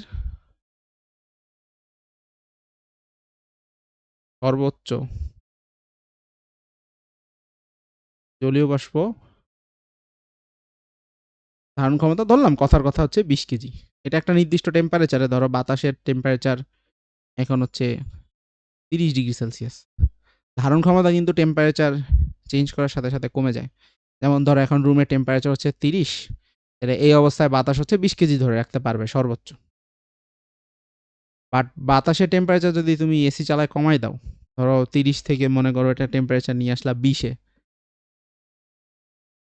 তখন কিন্তু বাতাসের সর্বোচ্চ জলীয় বাষ্প ধারণ ক্ষমতা ২০ কেজি না, আরো কমে আসবে।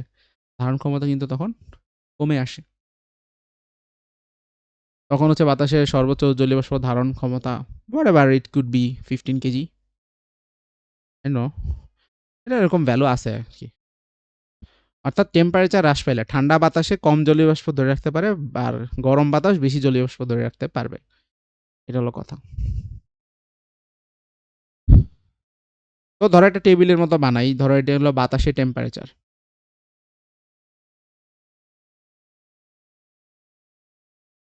এখানে আমরা বাতাসের তাপমাত্রা লিখব, এখানে জলীয় বাষ্প ধারণ ক্ষমতা লিখব।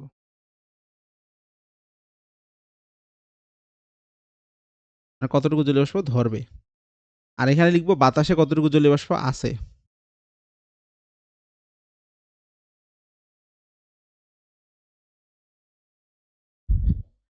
আর এখানে আর্দ্রতা ক্যালকুলেট করব, আপেক্ষিক আর্দ্রতা।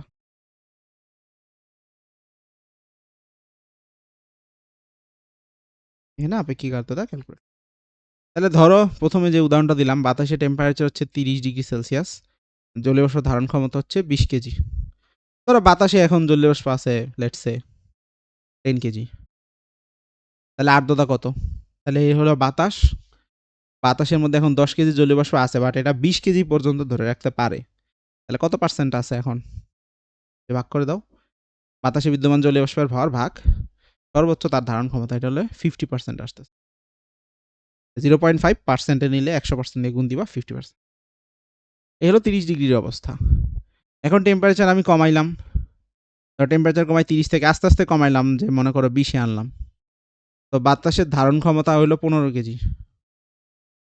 এবং বাতাসে কিন্তু 10 কেজি জলীয় বাষ্পই আছে। দেখো, আমি যদি রুমটা আটকানো থাকে, তাহলে আমি যদি টেম্পারেচার কমাই, এসি চালায়, রুম থেকে বাইরে কিছু যায় নাই, বাইরে থেকে রুমে কিছু ঢুকেও নাই। নতুন করে জলীয় বাষ্প বের হয় নাই, ঢুকেও নাই। তাহলে রুমের মধ্যে বিদ্যমান জলীয় বাষ্প তো 10 কেজি। তাহলে আমরা টেম্পারেচার হ্রাস করলাম, বাতাসের ধারণ ক্ষমতা কমে গেল। এতে করে আমাদের এখন ভ্যালু কত আসবে? 10/15। কাটাকাটি করলে 2/3, মানে আর্দ্রতা আসবে 66.67%। আর্দ্রতা বেড়ে গেছে। এখন মনে করো টেম্পারেচার আরও কমাইলাম, টেম্পারেচার 10 ডিগ্রি সেলসিয়াস করলাম। জলীয় বাষ্পের ধারণ ক্ষমতা 10 কেজি হইল, বাতাসে জলীয় বাষ্পের পরিমাণও 10 কেজি আছে। তাহলে এখন আর্দ্রতা হবে কত? 100%। এখন আমি যদি মনে করো টেম্পারেচার আর একটু কমাই, ধরো 10 ডিগ্রি থেকে 9 ডিগ্রি সেলসিয়াসে নিয়ে আসি, তো বাতাসে জলীয় বাষ্প ধারণ ক্ষমতা আরও কমে যাবে। ধরো এটা হয়ে গেছে 9 কেজি। তার মানে বাতাসে সর্বোচ্চ 9 কেজি পরিমাণ জলীয় বাষ্প ধরে রাখতে পারবে। কিন্তু বাতাসে তো ছিল 10 কেজি। কিন্তু 10 কেজি তো ছিল, আর ধরে রাখতে পারবে 9 কেজি। তাইলে বাকি 1 কেজি কোথায় যাবে? এখন বাতাস তো বাকি 1 কেজি আর ধরে রাখতে পারতেছে না। সে 9 কেজি ধরে রাখতে পারতেছে। বাতাসে তো অলরেডি বেশি জলীয় বাষ্প আছে। তো বাতাস এই জলীয় বাষ্প ধরে রাখতে পারবে না। তাহলে 1 কেজি গন। এই 1 কেজি হচ্ছে পদক্ষিপ্ত হবে বা ঘনীভূত হবে। ওই ঠিক ওই গ্লাসের বাইরে যেভাবে জমা হইছে, ওইভাবে 1 কেজি ঘনীভূত হয়ে শিশির আকারে পড়বে, বা হোয়াটএভার কিছু হবে। ঘনীভূত হয়ে পানি হয়ে যাবে। আর যেই তাপমাত্রায় এই জিনিসটা শুরু হয়, যেই তাপমাত্রায় এই জিনিসটা শুরু হয়, এই তাপমাত্রাটাকেই বলে শিশিরাঙ্ক। আমি শিশিরাঙ্কের সংজ্ঞা আমরা এভাবে দিতে পারি, যে তাপমাত্রায় বায়ুতে বিদ্যমান জলীয় বাষ্প দ্বারাই বায়ুটা কি হয়? সম্পৃক্ত হয়। সম্পৃক্ত অসম্পৃক্ত এই জিনিসটা আশা করি বুঝো, না বুঝলে আমি বলে দিচ্ছি। যে ধারণ ক্ষমতা যেটা তার চেয়ে কম ধরে রাখছে, এটা হচ্ছে অসম্পৃক্ত অবস্থা। তাতে একটা গ্লাসে যে পানি ধরবে তার চেয়ে কম পানি আছে, এটা হচ্ছে অসম্পৃক্ত অবস্থা। তো পানি আরো ঢালতে থাকো, এটা একদম টইটুম্বুর, মানে একদম যে ধারণ ক্ষমতা যতটুকু ততটুকুই আছে, ধারণ ক্ষমতা যতটুকু ততটুকুই আছে, এটা হচ্ছে সম্পৃক্ত অবস্থা। তাহলে এই অবস্থাটাকে আমরা বলতে পারি কি? সম্পৃক্ত।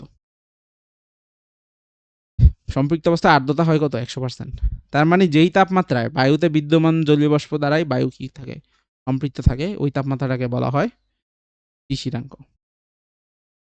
তার মানে নর্মালি এখন বাতাসের টেম্পারেচার 30, ধরো কোনো একদিন বাতাসের টেম্পারেচার দেখা যাচ্ছে 30, বাতাসের মধ্যে জলীয় বাষ্প সর্বোচ্চ 20 কেজি থাকতে পারবে,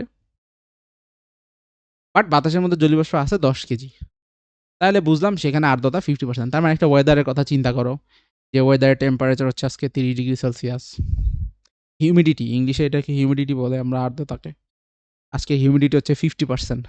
তার মানে বাতাসে যে পরিমাণ জলীয় বাষ্প থাকার সর্বোচ্চ ধরে রাখতে পারার কথা, তার 50% জলীয় বাষ্প এখন বাতাসের মধ্যে আছে।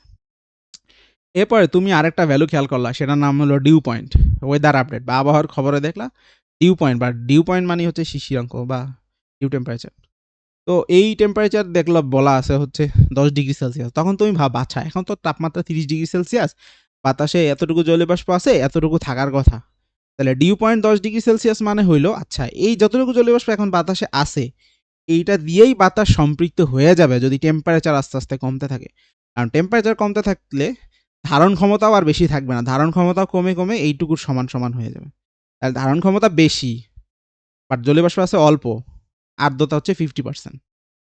এখন টেম্পারেচার কমায়, ধারণ ক্ষমতাও কমে যাবে। তাহলে ধারণ ক্ষমতা আর বিদ্যমান জলীয় বাষ্প যখন সমান সমান হয়ে যাবে, তখন তো পুরা লোডেড সম্পৃক্ত অবস্থায় পৌঁছে যাব। তাহলে এইটাই হচ্ছে শিশিরাঙ্ক এবং আপেক্ষিক আর্দ্রতা। আশা করি দুইটাই বুঝতে পারছো। তো এখানে আমরা কেজি দিয়ে লিখছি, তো বইয়ে বেশিরভাগ জায়গায় দেখবা কেজি দিয়ে লেখে না, বইয়ে হচ্ছে চাপ দিয়ে লেখে, পারদ চাপ। তো জলীয় বাষ্পের ধারণ ক্ষমতা 20 কেজি এভাবে লেখে না, লেখা হচ্ছে জলীয় বাষ্পের ধারণ ক্ষমতা ধরো 20 মিলিমিটার পারদ চাপ, বা এভাবে লেখে সম্পৃক্ত অবস্থায় জলীয় বাষ্প চাপ হচ্ছে 20 মিলিমিটার পারদ চাপ। সম্পৃক্ত অবস্থা মানেই হচ্ছে মানে সর্বোচ্চ কতটুকু থাকতে পারবে, সম্পৃক্ত অবস্থা মানেই সর্বোচ্চ কতটুকু থাকতে পারবে, এটা মিন করে। তাহলে আমরা একটা প্রবলেম সলভ করি। তো মোটামুটি এইটাই হলো কনসেপ্ট। এখন শিশিরাঙ্ক বের করব কিভাবে? শিশিরাঙ্ক তো বুঝলাম, এটা চার্ট থেকেও বের করা যায়, আরেকটা হচ্ছে ফর্মুলা আছে। শিশিরাঙ্ক বের করার একটা ফর্মুলা আছে। θ1 মাইনাস জি, θ1 মাইনাস θ2। একটা যন্ত্র আছে হাইগ্রোমিটার, যেখানে ২টা থার্মোমিটার থাকে। এই ২টা থার্মোমিটারের মধ্যে একটা থার্মোমিটার হচ্ছে তোমার আর্দ্র, আর একটা হচ্ছে শুষ্ক। শুষ্ক মানে নরমাল বাতাসের টেম্পারেচারই মাপেও, এবং এটার যে টেম্পারেচার মাপে এটাই হচ্ছে θ1। আরেকটা টেম্পারেচার মাপে হচ্ছে আর্দ্র, এটা যে টেম্পারেচারটা মাপে সেটা হচ্ছে θ2। এখন এটা আর্দ্র কিভাবে হয়? এখানে একটা ভিজা কাপড় টাপড় লাগানো থাকে থার্মোমিটারের সাহায্যে। তো এই আর্দ্র থার্মোমিটারে মেজারমেন্ট হচ্ছে θ2, আর শুষ্ক থার্মোমিটার মেজারমেন্ট হচ্ছে θ1। এইগুলো এখানে বসবে।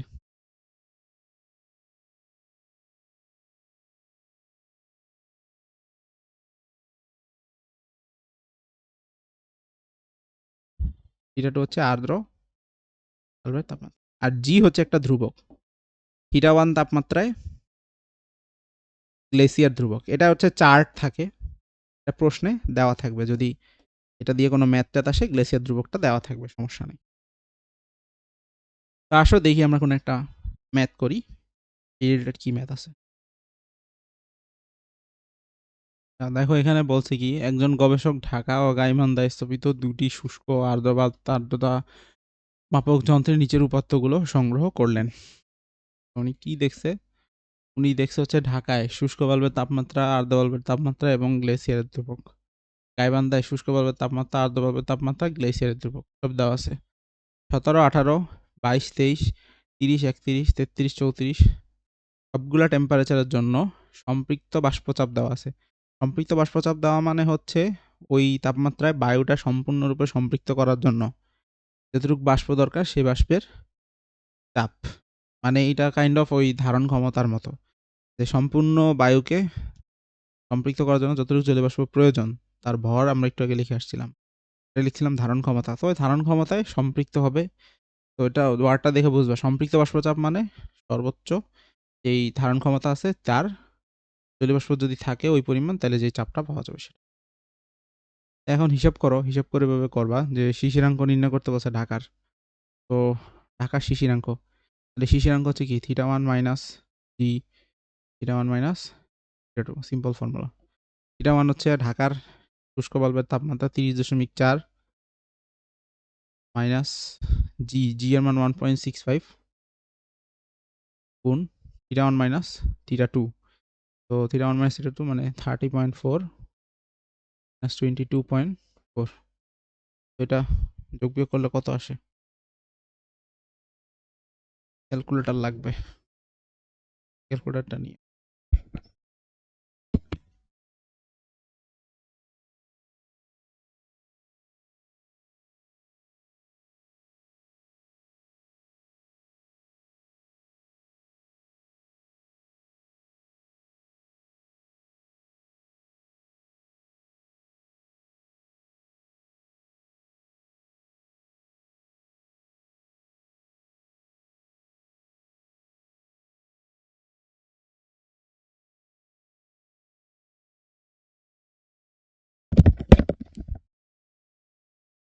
এটা যে সলিউশন আছে, সলিউশনের দেখে বসাই দিচ্ছি, ক্যালকুলেটরটা হবে সময় লাগবে। 17.2 ডিগ্রি, তাহলে এটা হচ্ছে ঢাকার শিশিরাঙ্ক। শেষ। পরে বলছে উপরোক্ত তথ্য মতে কোন স্থানে ভেজা কাপড় দ্রুত শুকাবে। তাহলে আমরা আসলে আপেক্ষিক আর্দ্রতা বের করব। ভেজা কাপড় দ্রুত শুকাবে কোথায়? এটার জন্য বের করতে হবে আপেক্ষিক আর্দ্রতা। তো আমি একটা বের করে দেখাই, ঢাকার আপেক্ষিক আর্দ্রতা বের করে দেখাই। একই রকম ভাবে তুমি গাইবান্ধার আপেক্ষিক আর্দ্রতা বের করবা। তো আপেক্ষিক আর্দ্রতা কি ছিল?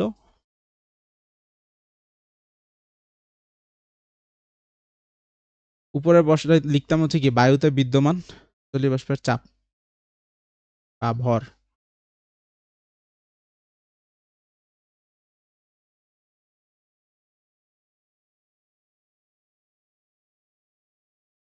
তো বায়ুতে যে পরিমাণ জলীয় বাষ্প থাকে, আপেক্ষিক আর্দ্রতা 100 না হইলে সেটা তো অসম্পৃক্ত, তার মানে তুমি এটা অসম্পৃক্ত জলীয় বাষ্প চাপ বলতে পারো। আর নিচে হচ্ছে বায়ুর যে তাপমাত্রা, ওই তাপমাত্রায় বাতাসের যে ধারণ ক্ষমতা, এই ধারণ ক্ষমতাকে অন্য ভাষায় কি বলা যায়? বায়ুর তাপমাত্রায় সম্পৃক্ত জলীয় বাষ্প চাপ। এখন এখানে একটা ইন্টারেস্টিং ব্যাপার আছে, যে টেবিলটা দেখছিলাম এটা খেয়াল করো। অর্থাৎ বাতাসে কতটুকু জলীয় বাষ্প থাকে দেখো, বাতাসে যে পরিমাণ জলীয় বাষ্প থাকে সেটাই কিন্তু শিশিরাঙ্কের ধারণ ক্ষমতা। অর্থাৎ শিশিরাঙ্কে যেটা ধারণ ক্ষমতা হয় সেটাই বাতাসে বিদ্যমান জলীয় বাষ্পের পরিমাণ হয়। শিশিরাঙ্কের যে ধারণ ক্ষমতা সেটাই হয় বাতাসে বিদ্যমান জলীয় বাষ্পের পরিমাণ। তাহলে বাতাসে বিদ্যমান জলীয় বাষ্প চাপ যেটা, সেটা আসলে শিশিরাঙ্কের একই। আমরা এখানে লিখতে পারি শিশিরাঙ্কে জলীয় বাষ্প চাপ। এখন শিশিরাঙ্কে যে জলীয় বাষ্প চাপ পাওয়া যায় সেটা হয় আবার সম্পৃক্ত, কারণ শিশিরাঙ্কে বাতাস তার অসম্পৃক্ত থাকে না। আমরা লিখতে পারি শিশিরাঙ্কে সম্পৃক্ত জলীয় বাষ্প চাপ, আর নিচে বায়ুর তাপমাত্রায় সম্পৃক্ত জলীয় বাষ্প চাপ। তার মানে এখানে শিশিরাঙ্ক কত? ঢাকারটা যদি বলি, ঢাকার শিশিরাঙ্ক বেরোয়েছে আমার কত? 17.2। তাহলে 17.2 ডিগ্রি সেলসিয়াস তাপমাত্রায় সম্পৃক্ত জলীয় বাষ্প চাপ।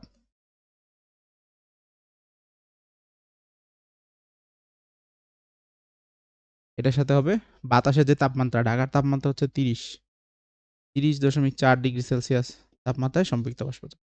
এখন দেখো 30.4 ডিগ্রির কি ভ্যালু দেওয়া আছে? দেওয়া নেই। কি দেওয়া আছে? দেওয়া আছে হচ্ছে 30-এরটা আর 31-এরটা। আবার 17.2 এরটাও দেওয়া নাই, দেওয়া আছে কি 17 এবং 18। তাহলে এই দুইটার মাঝখানের যে ভ্যালুগুলো, এগুলো বের করতে হলে ইন্টারপোলেশন করতে হবে। ইন্টারপোলেশন কি? সংক্ষেপে যদি আমি বলি, যে একটা শর্টকাট শিখিয়ে দিই, ওইটা দিয়ে করবা। এটা হচ্ছে ঐকিক নিয়মে করতে পারো, ওই ঐকিক নিয়মে করা। আচ্ছা, ঐকিক নিয়মই শিখো। যেমন হচ্ছে 17টা লাগবে,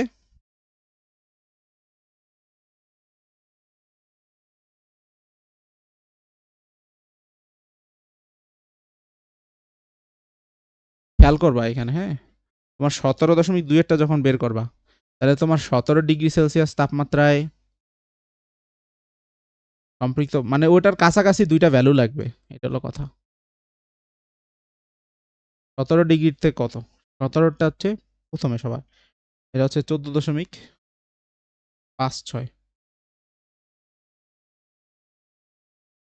14.56। তারপর 18টা লাগবে, যেহেতু 17.2 বের করবা, তাহলে 18টা কত? 18 হচ্ছে সেকেন্ডটা, 15.48। তাহলে তুমি যখন 17.2 বের করবা, তাহলে দেখো 1 ডিগ্রি যখন বাড়ানো হয়েছে, তাহলে 1 ডিগ্রি সেলসিয়াস তাপমাত্রা বাড়ালে বাষ্পচাপ বাড়ে। কতটুকু বাড়ছে? তার মানে এখানে বিয়োগ করবা, 15.48 বিয়োগ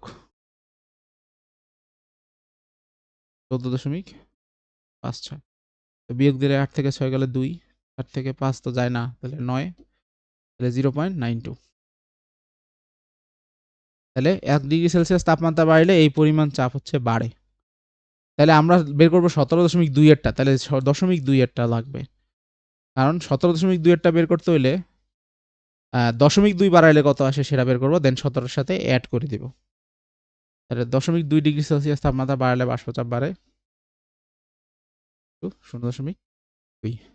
এই ভ্যালুটা হচ্ছে 17টার সাথে অ্যাড করে দিব, তাহলে 17.2 ডিগ্রি সেলসিয়াস তাপমাত্রায় সম্পৃক্ত বাষ্পচাপ। তাহলে এটা অ্যাড হয়ে যাবে 17-এর ভ্যালুর সাথে। এই ভ্যালুটা কত? 2 দুগুণা 4, 4 দুগুণা 18। এবার 3 ঘর আগে 0.18, 4 814, 4 হাত থেকে 1, 5 আর 1 6 আর 1 14.744 মিলিমিটার। এটা হচ্ছে 17.2 এরটা বেরোইছে। তার মানে আমার এই ভ্যালুটা পাইছি আমরা, এই তাপমাত্রায় বাষ্পচাপ। বাট 30.4 এরটাও তো বের করতে হবে। তাহলে 30.4 এরটা কিভাবে বের করবো? একই রকম ভাবে হুবহু সেম প্রসেসে 30 এরটা আছে, 31 এরটা আছে। 30-এরটার ভ্যালু কত? শেষের দিক থেকে 1, 2, 3, 4 নাম্বারে। শেষের দিক থেকে 1, 2, 3, 4 নাম্বার। এটা 30-এর আর এটা 31-এর। তাহলে 30.4 এই 30.4 এই দুইটার ভিতরে হবে তাইলে। তার মানে 1 ডিগ্রি সেলসিয়াস তাপমাত্রা বাড়লে চাপ কতটুকু বাড়ে দেখবা। তাহলে 0.4 লাগবে। কারণ 30.4 0.4 বাড়াইলে কতটুকু বাড়ে সেটা বের করবা। তারপর 30-এর সাথে এড করবা। দেন দুইটা ভ্যালু বসিয়ে দিবা। এটা হবে ঢাকার আপেক্ষিক আর্দ্রতা। একই রকম ভাবে তোমাকে বের করতে হবে গাইবান্ধার আপেক্ষিক আর্দ্রতা। এটা বিশাল অঙ্ক। তো আসল কথাটা বলি, ঢাকারটা পাইলা গাইবান্ধারটা পাইলা। এখন ভেজা কাপড় কোথায় দ্রুত শুকাবে? তো যেখানে আর্দ্রতা তোমার বেশি, যেখানে আর্দ্রতা বেশি মানে কি বাতাসে অলরেডি অনেক জলীয়বাষ্প আছে, সেখানে কাপড় স্লোলি শুকাবে, কারণ কাপড় থেকে পানি ওই বাতাস টানতে যাবে না খুব একটা। যেখানে বাতাসে জলীয়বাষ্প আছেই কম, মানে আর্দ্রতা কম, তার মানে ওই কাপড় থেকে তখন জলীয়বাষ্প বাতাসে টেনে নিয়ে যাবে, বা জলীয় বাষ্পে তত ইজিলি বাতাস আহ, কাপড়ের জলীয় বাষ্পগুলা বা কাপড়ের পানিগুলো জলীয় বাষ্প হয়ে বাতাসে তত ইজিলি যেতে পারবে। তার মানে যেখানে আর্দ্রতা কম সেখানে কাপড় দ্রুত শুকায়। আবার একটা প্রশ্ন আসে যে কোন জায়গার আবহাওয়া কমফোর্টেবল ফিল হবে। তো এটাও একই, যেখানে আর্দ্রতা কম সেখানে আবহাওয়া তুলনামূলক কমফোর্টেবল, কারণ সেক্ষেত্রে ঘাম টামাইলে তাড়াতাড়ি ঘাম শুকায় যায়। আর্দ্রতা কম থাকলে আবহাওয়া কমফোর্টেবল থাকে। এই আর কি মোটামুটি আমাদের এই চ্যাপ্টারে আর্দ্রতা এবং শিশিরাঙ্কের ম্যাথগুলো দেখবা। বোর্ডের কোশ্চেনগুলো আমরা দেখবো। যদি প্রবলেম থাকে এগুলো পোস্ট করবা, ইনশাল্লাহ এগুলো নিয়ে আমরা ডিসকাস। তাহলে মোটামুটি মোটা দাগে এই দুইটা হচ্ছে সেকশন। এই দুইটা দেখলে একদম ইনশাল্লাহ একটা সিকিউ তোমরা ইজিলি কমন পাবা। তো ভালো মতো সবাই এগুলো প্রিপারেশন নাও, এমসিকিউ সলভ করতে থাকো, ইনশাল্লাহ এমসিকিউ ক্লাসেও দেখা হবে। তো নেক্সট ক্লাসে দেখা হবে। ততক্ষণ পর্যন্ত আল্লাহ হাফেজ, ভালো থাকো সবাই, ভালো মতো পড়াশোনা করো। আসসালামু আলাইকুম।